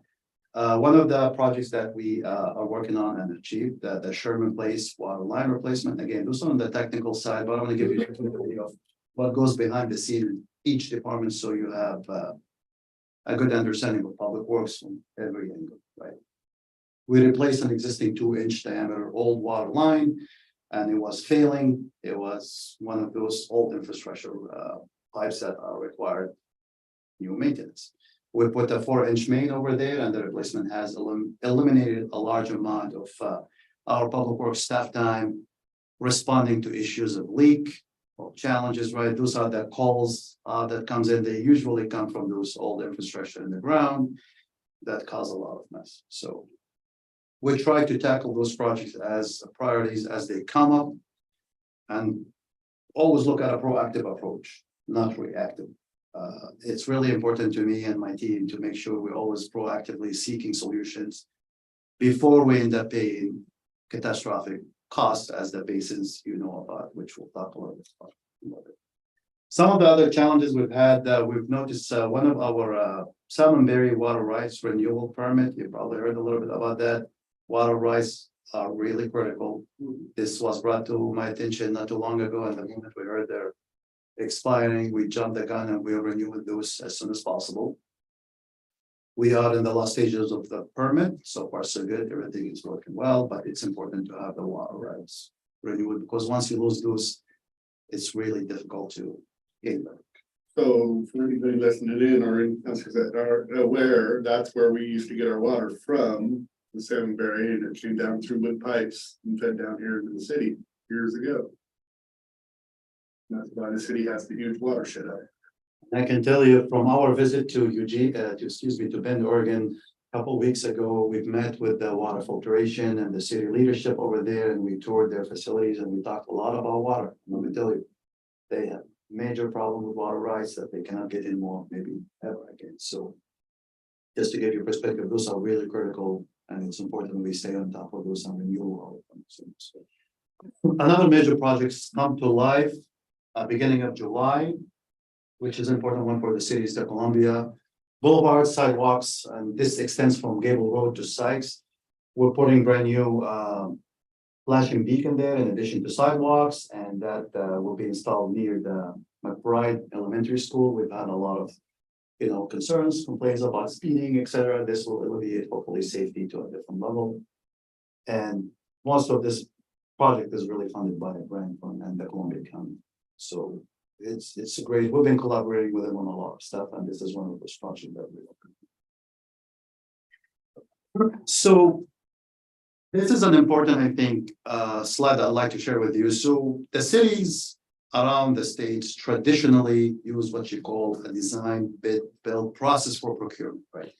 I talked to our new finance director, Gloria, which is fantastic. She really understands the boundaries of cities and how can you think outside the box, right? Those specific or old, one way of doing business, design bid build, which you have to go for an RFP typically, and then you pick the lowest bidder, and then you're stuck sometimes with contractors that not necessarily the best, because the cheapest by law, we have to pick him up. I've always found this to be not the best way personally, so I've talked to our engineering manager, Sharon, and we really dig through potential options, right? Why not try the CMGC, the contractor, construction manager, general manager, the design build? Those are different methodologies that you can bring into contracting for very specific projects that can yield a lot better results. So having met with our leadership as well, John, and we talked about, existing projects such as the 2 million gallon reservoir and the new police stations, which we've adopted some of those methodologies, and we expanded our boundaries by trying different methods. And from our, again, discussion through technical sessions with the APWA last 2 weeks ago, it seems like a lot of the cities and municipalities are going through those type of contracting choices, because they are a lot more best in many ways that can bring you quality, and you actually have a choice to pick based on performance, not the lowest bidder, right? And that gives you a lot of leverage, better quality, better control over the project, and you can bring the contractor, designer, construction all together at the same table, where you don't experience issues with the traditional design bid build, right? A company designed this project for you, then a contractor comes in and adopt that, and this is when you run to all kind of challenges. So we have really 2 projects now that we're putting all these methodologies into 3 different ways. Again, the police station is the CMGC, and the 2 million gallon reservoir is a design build. And we'll see how the outcome is, and we can measure this data and make very good informed decision moving forward about what methods works best. I'm personally very excited.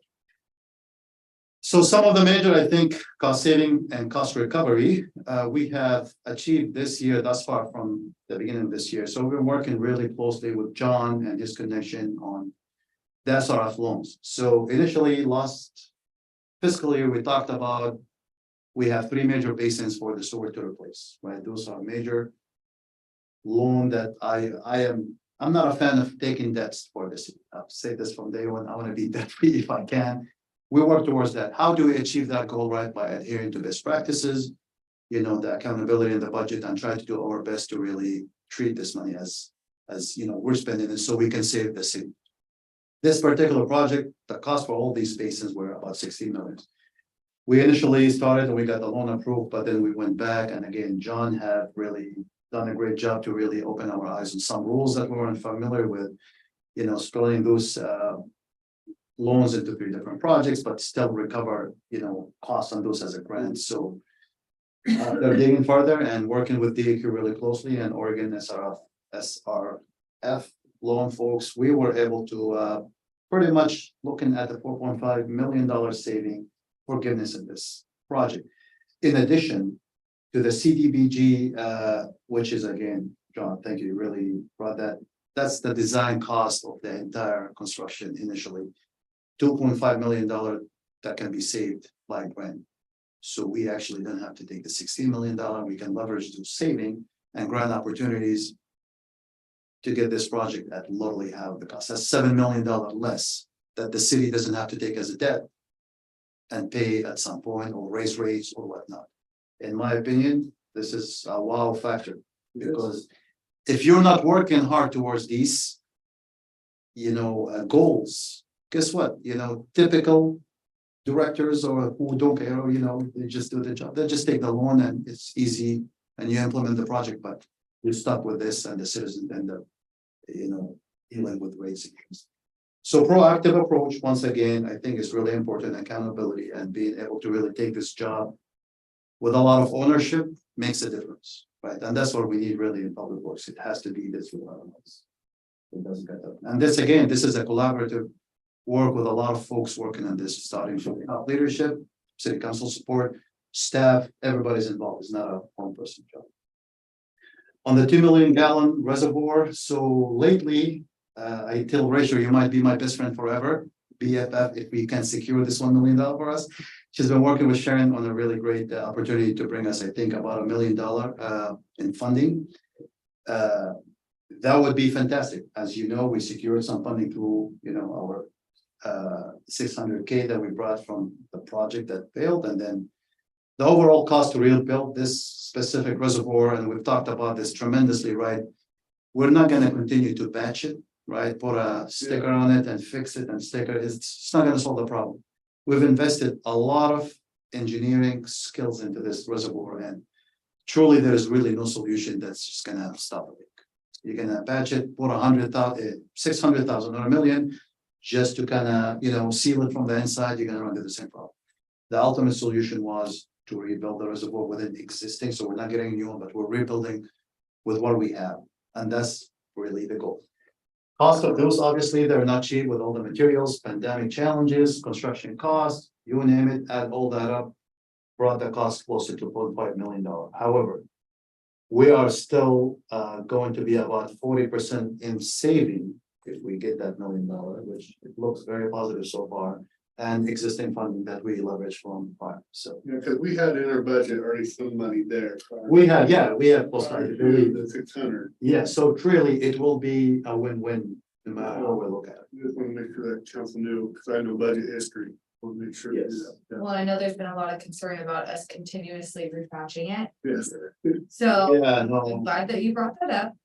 And this is showing to be just as effective as building a new one. I mean, it's probably not 100% as effective, but higher than repatching it. this will give you a reservoir that's good for another minimum 20 to 30 years guaranteed. And we, by the way, we did our homeworks. We went and we visited with the city of Tigard, and we went and visited with a company that is building other reservoirs in Oregon to see their work which are doing similar to this project, rehabilitation of existing reservoir. And we got all our ducks in a row to make sure. I told the team there is no room for failure here, given the history of this reservoir and how long it's been vacant. We cannot afford to make any mistakes. It will be done and it will be done right this time, guaranteed. So I will back up. Thank you for putting that into the record. I just know that it's been asked a lot, so. Yes, no, it's really, so one of the biggest, I mean, we could have started earlier last year, but as you know, we ran into some challenges with budget, some challenges with rainfalls. And you cannot really start a project like that with water and through the winter times and September, we actually. Disaster. Thank you. Yes. Rachel gets you the money. Yeah, Rachel, if you're listening, Yeah. you'll be best friend forever. Please make it happen. So one of the other great savings, you know, again, really, I take so much pride, guys, in our teams who work very hard across the board, all of them. Very, very hardworking, dedicated team across the board in public works. Because now they understand the concept of ownership and saving and efficiency and also understanding the city challenges. How can we help? We're the largest department in the city. We have a lot of, great resources, but we also don't take that for granted. We try very hard to be the best at what we do in every aspect, right? So the Sherman water line replacement, we projected again, we put in the budget $200,000 to fix. So I have $200,000 to do it and I can do it comfortably without any worries, but yet we still have made this project a success, A to Z, best project management practices for $83,000, 113 to be exact. Yeah. So these achievements, they're a big deal, right? In our world, they're big. I meet with public works directors across the Columbia County. I can say with pride, we are the best, probably, public works department in the entire country. How do I know that? Because I meet and I learn about challenges, opportunities, other places, and you don't see any of that anywhere, right? One public works director told me, well, we just contract people and they do the work. And I'm like, you don't manage anything? No, we just pay people to do that. That's where you pay 200,000, 300,000, but we leverage our skill set, right? Again, one of the biggest things we brought here to the city is project management, right? That was an unknown concept, although it's the big thing, right? Sharon got PMP certified when I came here as a goal and she achieved it. And then we're implementing this to coach our young teams and, how to manage projects, because projects revolve around three, basically triangle of, finance, scope, budget, schedule. You have to manage the three in a great way. Otherwise, one fails, everything else fails, right? And that's drive your cost, accomplishment, delays, whatnot. Okay, let's jump a little bit to the parks and facilities maintenance and ground maintenance. So there has been a lot of great, really positive improvement in this department ever since Buck took this place. I monitor this division closely and work closely with our team, and there have been truly a great enhancement from what I've seen so far, and the feedback that I get from the chair of the Parks and Trails Commission. I seek feedback constantly, but you also probably notice a lot of these things. So we're working on a lot of areas, right? Grounds maintenance is not easy. I mean, I can tell you in this 95 degrees, I've seen Tori on Highway 30 mowing the lawn across the highway, and that takes time, it takes effort, it takes equipment, it takes, and it's not easy. So truly appreciate all the work that our team has done. They've done a lot of great improvement for the Japanese garden. If you've been there, take a look and see what's going on there. Mowing is a big deal, especially now. Summertime starting, that's most of the time is going to be spent mowing all our parks. We have 13, there's a lot of work. We work a lot of on the training areas, right? Improving the team with the tree removal and etc. And we're getting some certification from the team. We had an arborist. We lost that at some point in the past before I got here, and the certification for that's a lot, really. It's like going to school for a degree. But we're still managing, we have a lot of challenges with trees and public right of way, trees falling, and how do we do that safely is really important. Our team and facilities are involved into building projects. As you've seen in the past, they've done the K9 unit for the police station, for the police department, that was a big deal, right? We leveraged those, they assist in the new hire assistance, say someone moved into the city. They built locations, right? They offices, moving furnitures, bringing furniture, supporting furnitures. They've been working with the ball field teams and on the leagues to improve those spaces as well. And yeah, McCormick Park, we've had installed a lot of curb stops over there. So some of these pictures over here, I'd like to show you just to give you some idea on moving obstacles is really important in the parks, meaning those are the tree logs, right? Items are barriers that are in certain areas that can cause a lot of issues, destroy equipment. They can be in the way of making that park looks much better, right? Making sure the lines are great, all that. So removing the obstacles has been really a big deal, and we've been working a lot on removing some of those. So in the next slides here, you'll see before and after what I'm talking about. This line here in the first pictures, you see all this woods and trees and whatnot. When you have those obstacles, you cannot mow, you cannot make the grass. Mr. Mayor, you know this area very well. You have a big mower coming in and you have these obstacles, you cannot do your job right, it cannot be done perfect. We're type A people here, we like to make things perfect, right, as much as we can. So we've done a lot of cleanup, and again, you see on the right and the left, it's just a comparison of obstacles in the right of way that, you know, we're hindering our quality work. We want to deliver quality, right? World-class service, and nothing is underestimated. We want to make it perfect. So we strive to do the best. So to continue on, you know, some of the, let me just highlight this, right? You know, this show, America Got Talent, right?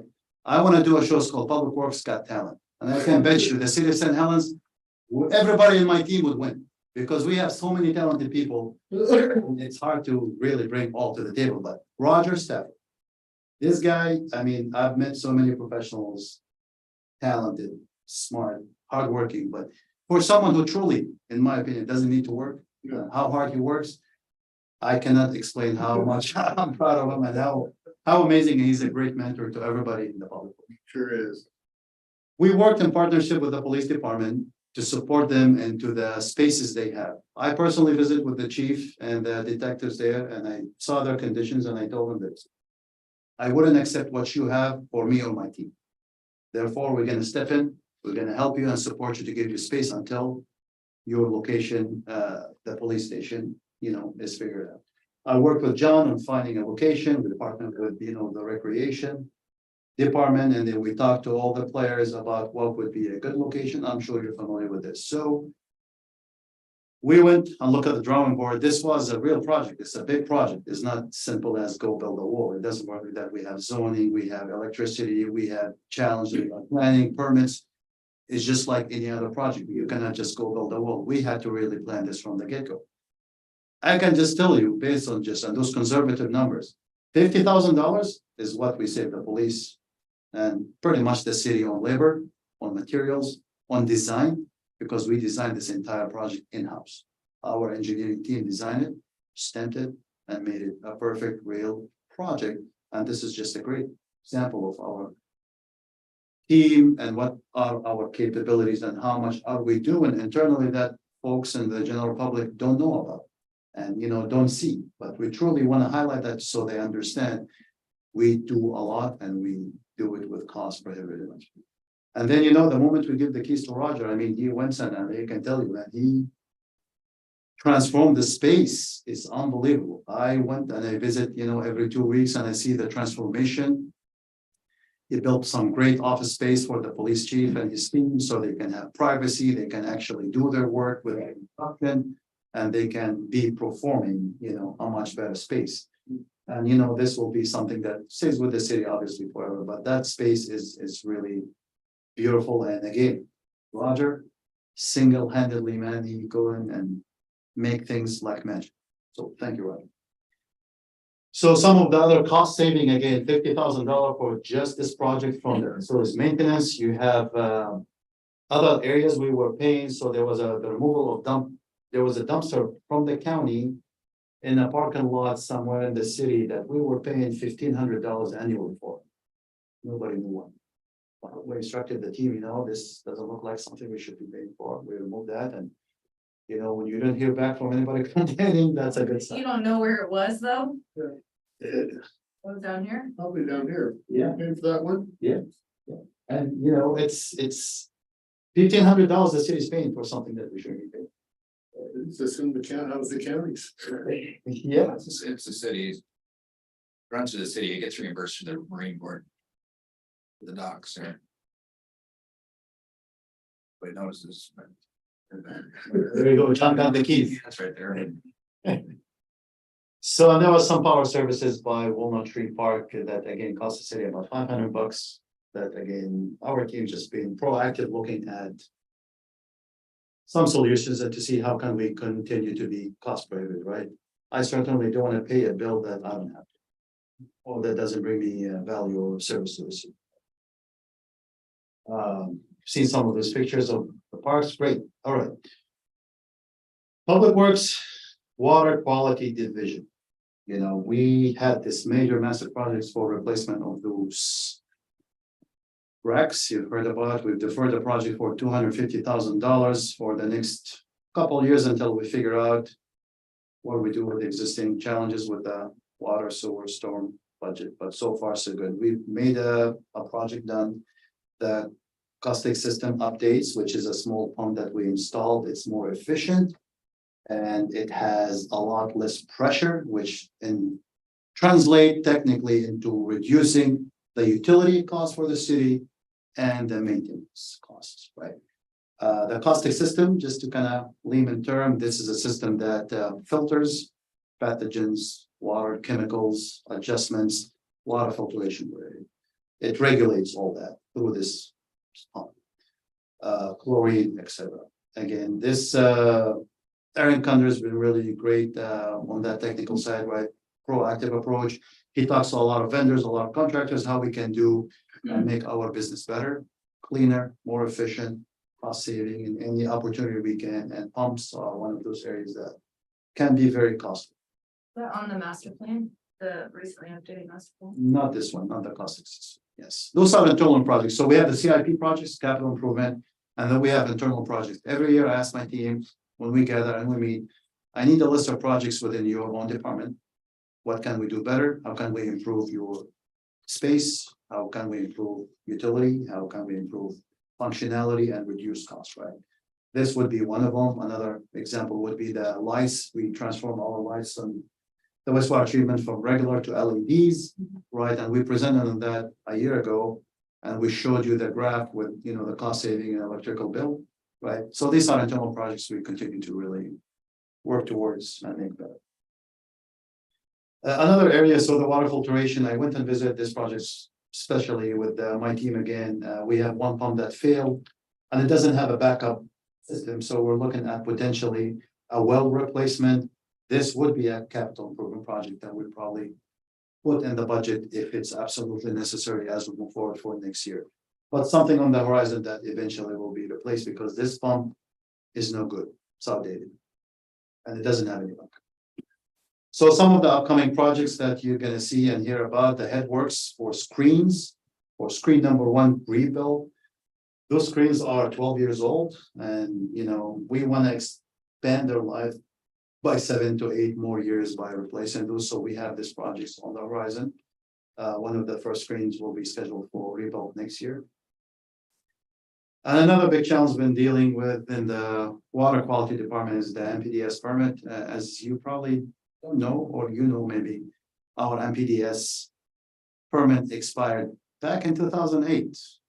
DEQ came, said, "Hi, Mohammed, knock on my door. We want to renew it. We want to renew it tomorrow." I'm like, I'm sorry, it doesn't work this way. 2008, we are 2023, so we need to go back and we invested a year, believe it or not, into this process and been brutal. Brutal, however, today we are at 90% completion of the permit. We have went back and forth with DEQ and pushed really hard on the challenges and the numbers they came back, and we really have proven our value, I think, and fought really hard to make the permit comes back right. Because since 2008, the world has changed 100 times over, right? We cannot expect the same limits, the same challenges, cascade, all that plays into this. So After storm, right? yes. So good news, as I said again, we are at 90%. We're wrapping our comments. We're gonna send back to DAQ this Friday. With that said, it goes back, it comes back with 100%, and we can finalize this permit, and hopefully the permit limits will be less, and it will actually might save us some costs on the water testing and reduction of size of certain things we do that could be very beneficial for our operations. So stay tuned. Last but not least, the waterfront road utilities extension projects. I'm sure you would like to know what's going on in that world. We have done some great work so far. It's been a journey. I can tell you this project has consumed our time 24 hours pretty much a day. It hasn't been easy. It hasn't been straightforward. It's been really difficult, really challenging technically, economically, politically, union. Some of the new stuff that we are trying to hit milestones, just to give you a heads up. The South and First Street St. Helen intersection is anticipated to be completed by November of this year. We also have the Tualatin and First Street intersection and stairway case that also anticipated to be done by September of this year, 2023. In addition to the Cowlitz intersection, which is slated for December 23. The closest one you're gonna see is the Bluff Trail, which hopefully will be done by August. That's gonna be, nice. And then some of the other major ones, the underground utilities and all that is in early 2024. We've had a lot of, again, challenges really with this project and working relationships, but we're on it. Our team are top-notch engineers. I couldn't do it without them. Sharon, Alex have been, Tim have been truly tremendous support with this project. Just so you know, we have chosen to do things differently again in our public works department. All this work we're doing today typically managed. You'll pay $500,000 for someone else to do it. We're doing it in-house from A to Z. Project management, erosion sediment control, project invoices, board tracking, project management, inspections, everything. You're never gonna see, in my word, a city does that in-house, except St. Helens, which we're proud of that. So far, we have installed 340 linear foot of sewer storm pipes. So all that digging you see over there, that's what we already put in the ground, which is a lot.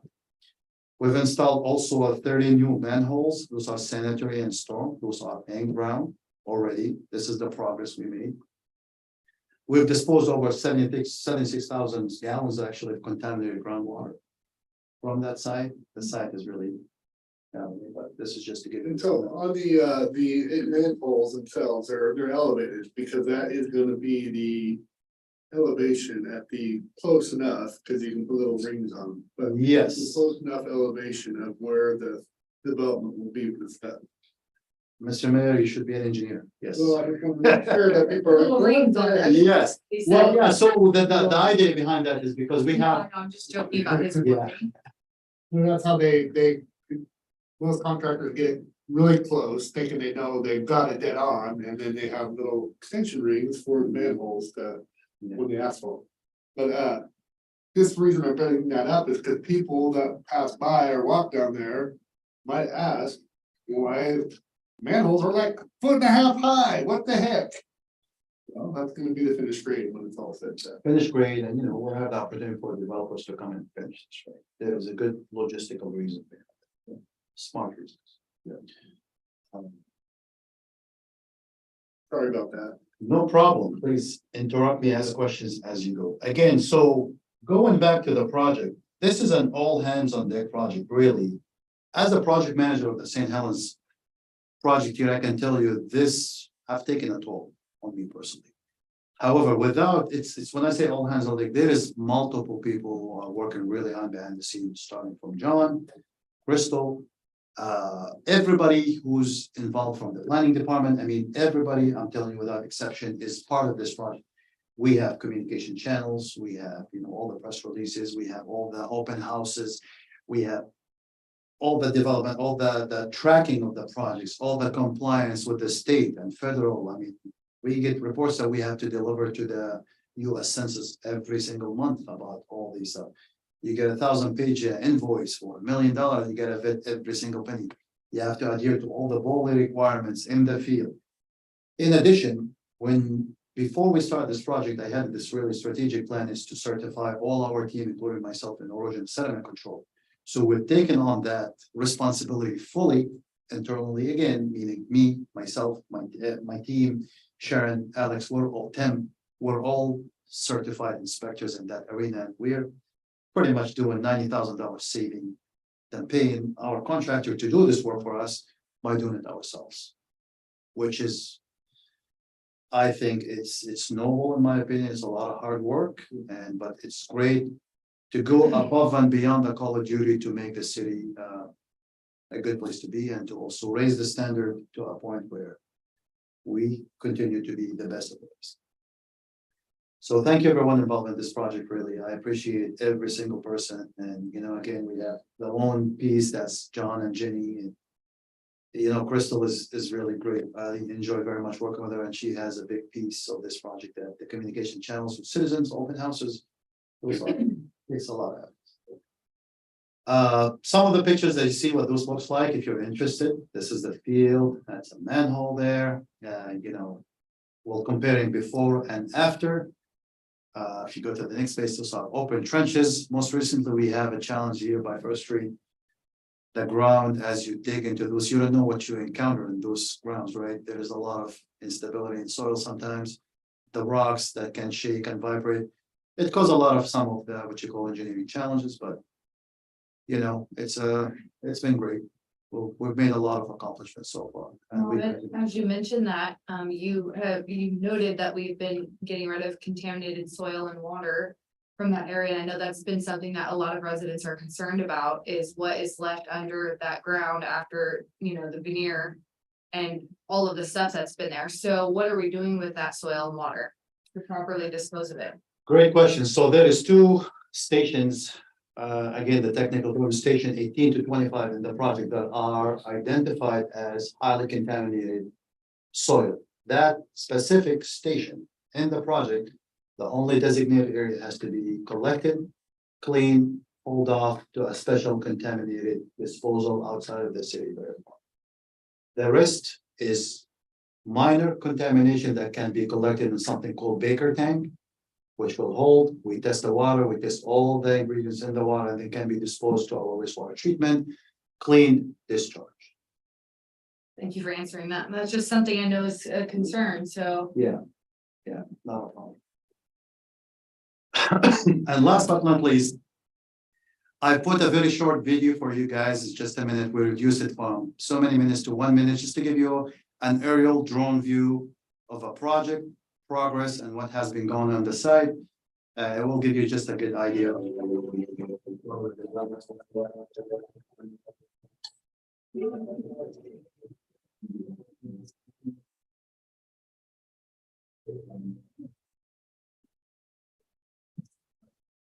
This is the area of active construction zone.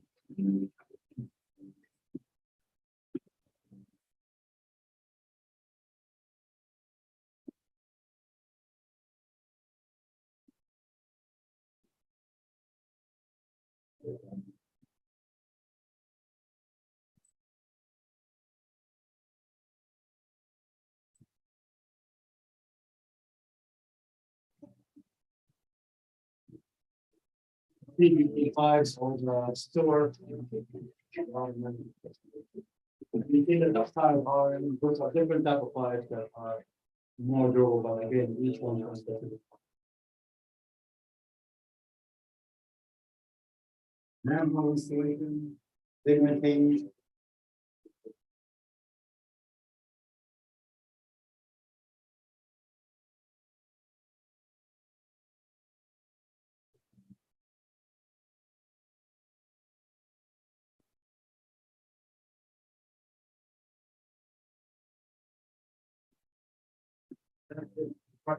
This is like a trench. Rocks challenges. Okay. Very good. How deep is those trenches? It depends. They go between 8 to 10 to some Yeah. 30 feet, so it's gonna vary depending on where you are. 30 can put you down for storm because of the way that storm lines up. Calls out. Wow. With that said, Mr. Mayor, City Council, that's pretty much a quick wrap up for half, not everything. I wanted to do bigger, but again, you keep me in check. Cut it down. She had a problem loading this presentation, and I really wanted to have a little bit more on IT because we've done some great stuff there, but that's for another day. So I'd like to open this for questions and That's all mine. I don't know. Counselor Sunday has a huge. Yeah.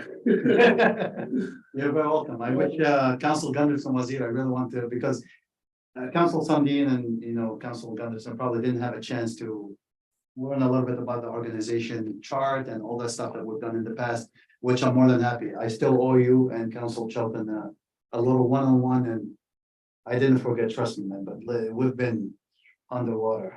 I came back and some family circumstances kind of really put me behind a little bit, but okay. You guys are just over there and really proud of your department and up our town, so. Thank you. And this comes from you and all hands on deck, like you recognize the whole city. And Absolutely. This is everybody all at once right now. Let's try to save money where we can. We have to. It's the only way. And luckily next week will be the National Public Works Week. We're celebrating with our team to appreciate them. Are we doing lunch? Yes. He cut lunches out. That's why he was under budget. No, we have a barbecue master. Hopefully you can.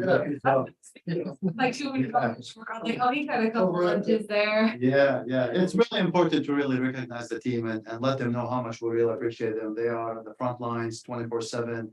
They're the ones who know who's in the city on the weekends when everybody's sleeping, snowstorms. I mean, I can tell you, very much thanks to our frontline supervisors, Dave Elder, Bob Tupper, Sharon, Aaron Kunders, and Ethan, great folks. And again, I can't just recognize them because their staff as well, they're fantastic. I mean, they do an amazing job in every corner. Sherry does a lot of great works behind the scene that I think she doesn't get enough, recognition, really. We have just an amazing team all around.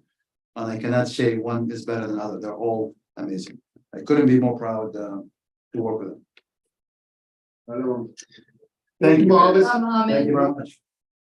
All right, so let's go to we got the city appointment, Columbia Center Foundation Board of Directors. Council Berkeley's term expires on 5/31/23.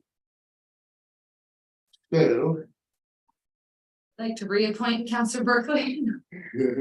He lost audio, so he's gonna leave and come back. Okay.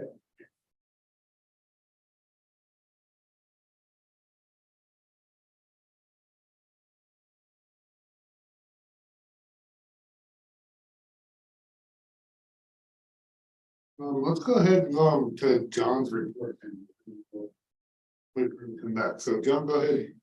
Yeah, sure. Thank you. And that public report is kind of.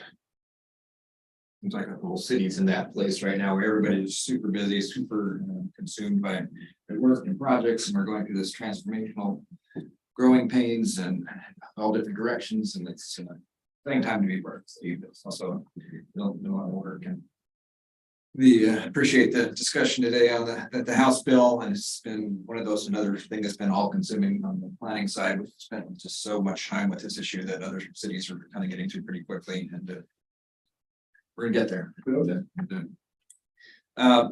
Mohammed was mentioning some of the revenue savings and or just general project efficiencies and staff doing work and things of that nature. And on the public safety police station, I'm gonna try to strike that. The police station project, we were successful in getting some funding for the technology grant from the Fed for $340,000. We have a solar grant that's ending out there because the building has a requirement for a certain percentage of solar, so we're trying to get work to do that.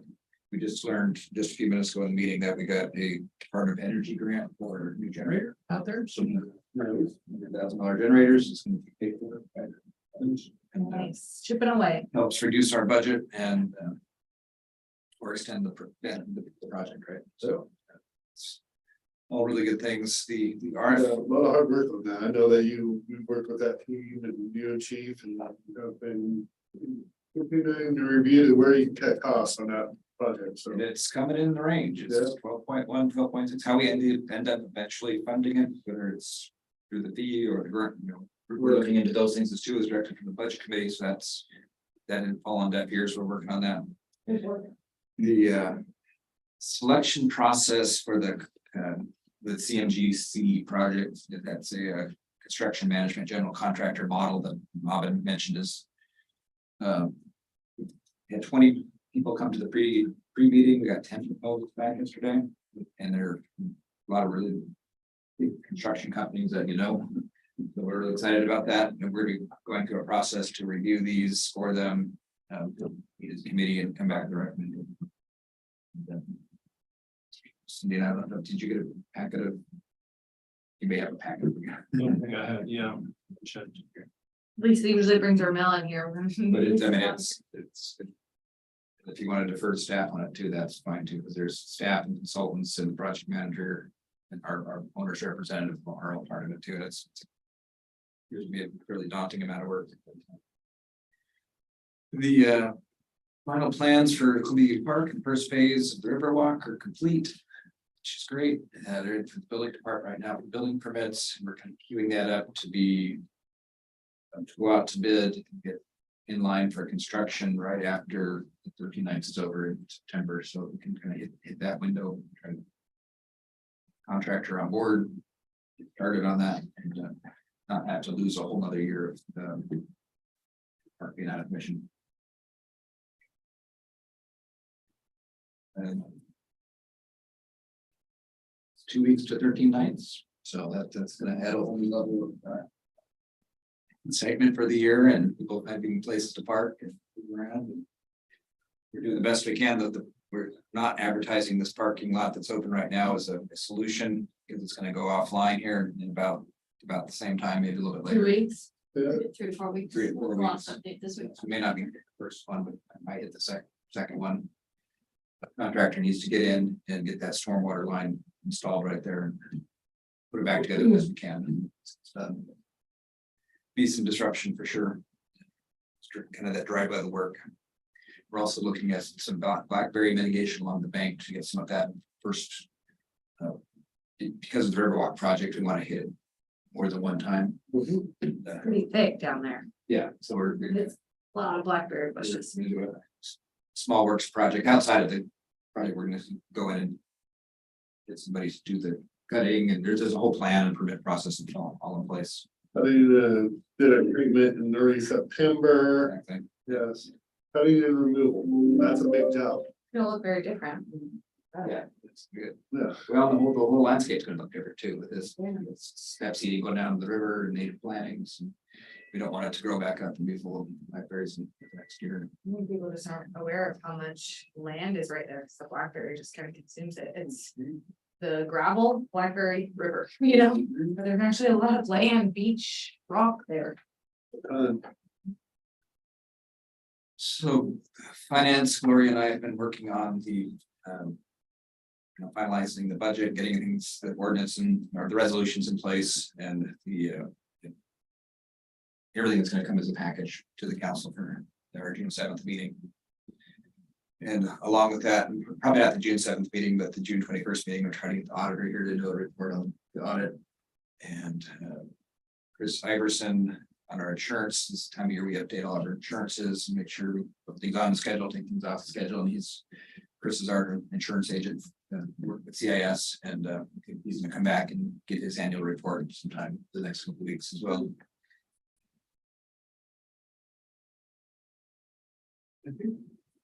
That's it. Election day. Get the results. Congratulations to the new people on boards and commissions. Couple more things. Lisa had us put something along there about Citizens Day. I've already talked to my people, they're good. Okay, everybody else. IGA and Sunshine and Stands are all good. Sunshine's gonna donate the pasta. And do like they did last year and cook for us. That they are donating the pasta. Yes. Well, pretty sure. I mean, he said yes, so I talked to him, so I'm doing everything I did last year. So. He thought it was a great event and he wants to continue to support it. And IGA is. Donates half the cost of what it would be. So he covers the other half on 500 hot dogs and 500 hamburgers and buns.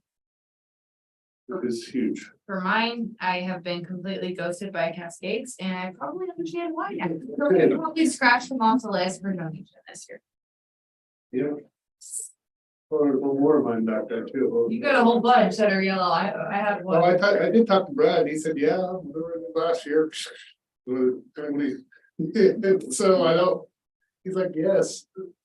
So I don't know. We'll talk to him again. Okay. Say, okay, write me a check.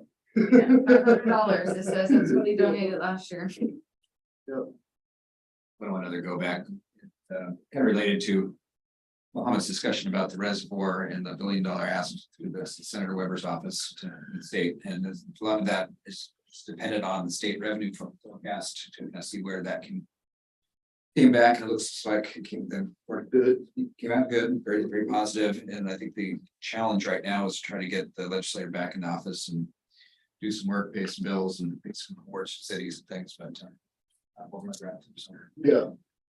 Yeah. So. Hopefully, it won't affect us too much on our ask. But I'm sure it doesn't. And then, what else? Actually, two more things.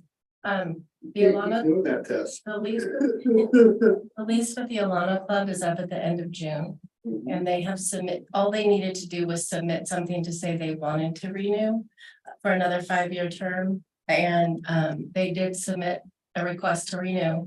And so tonight, under work session action items, we just need authorization to have the letter that John usually sends them that says, yes, we want to renew for an additional 5 years. They need just approval to have that signed. What else? The other thing was the code of conduct where I think I might have forgotten to put that on the agenda. But is that gonna be talked about?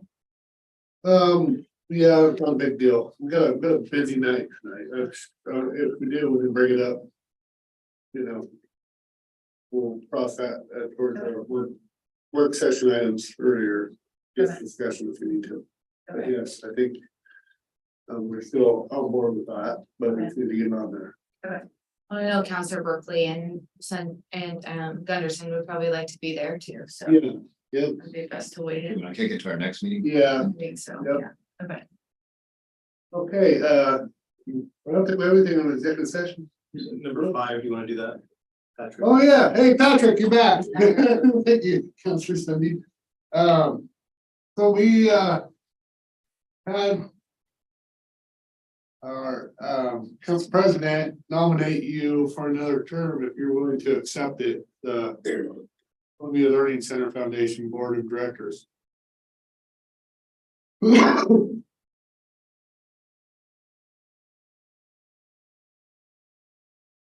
Patrick, we can't hear you. Type into the chat perhaps. Put in the chat, yes or no. Yeah, if you want to type it into the chat. If you could hear us. Yeah, if you want to type it into the chat, or I don't know if you want to try re-coming in, Patrick, but you were asked by Council President Chilton to serve another term on the Columbia Learning Center Foundation. Would you be willing to accept and you just type it in, Yes, I can. or a thumbs up, or a hand? He said I have not been, then he said, yes, I can. Oh, cool. I think, Yes, yes. I think I see. Yes, I can. Yep. On for tonight. Yep. Yeah, we're putting that up for the tonight, Patrick, and hopefully you'll have better connection tonight. See you at 7. Or no, yeah, we have, 6:30, we have- 6:45. is it 6:30 or is it earlier? It's 6:30. 6:30, 6:45? 6:30, 6:40, 6:50 and 7. Okay. Yeah, four, of them, three of them prior to. Okay, all right, with that, we're adjourned. Do we have executive? Nope. Oh. We're good. Little arrow. I know, it's so funny. I was watching you and I was like, wow, we're doing everything the exact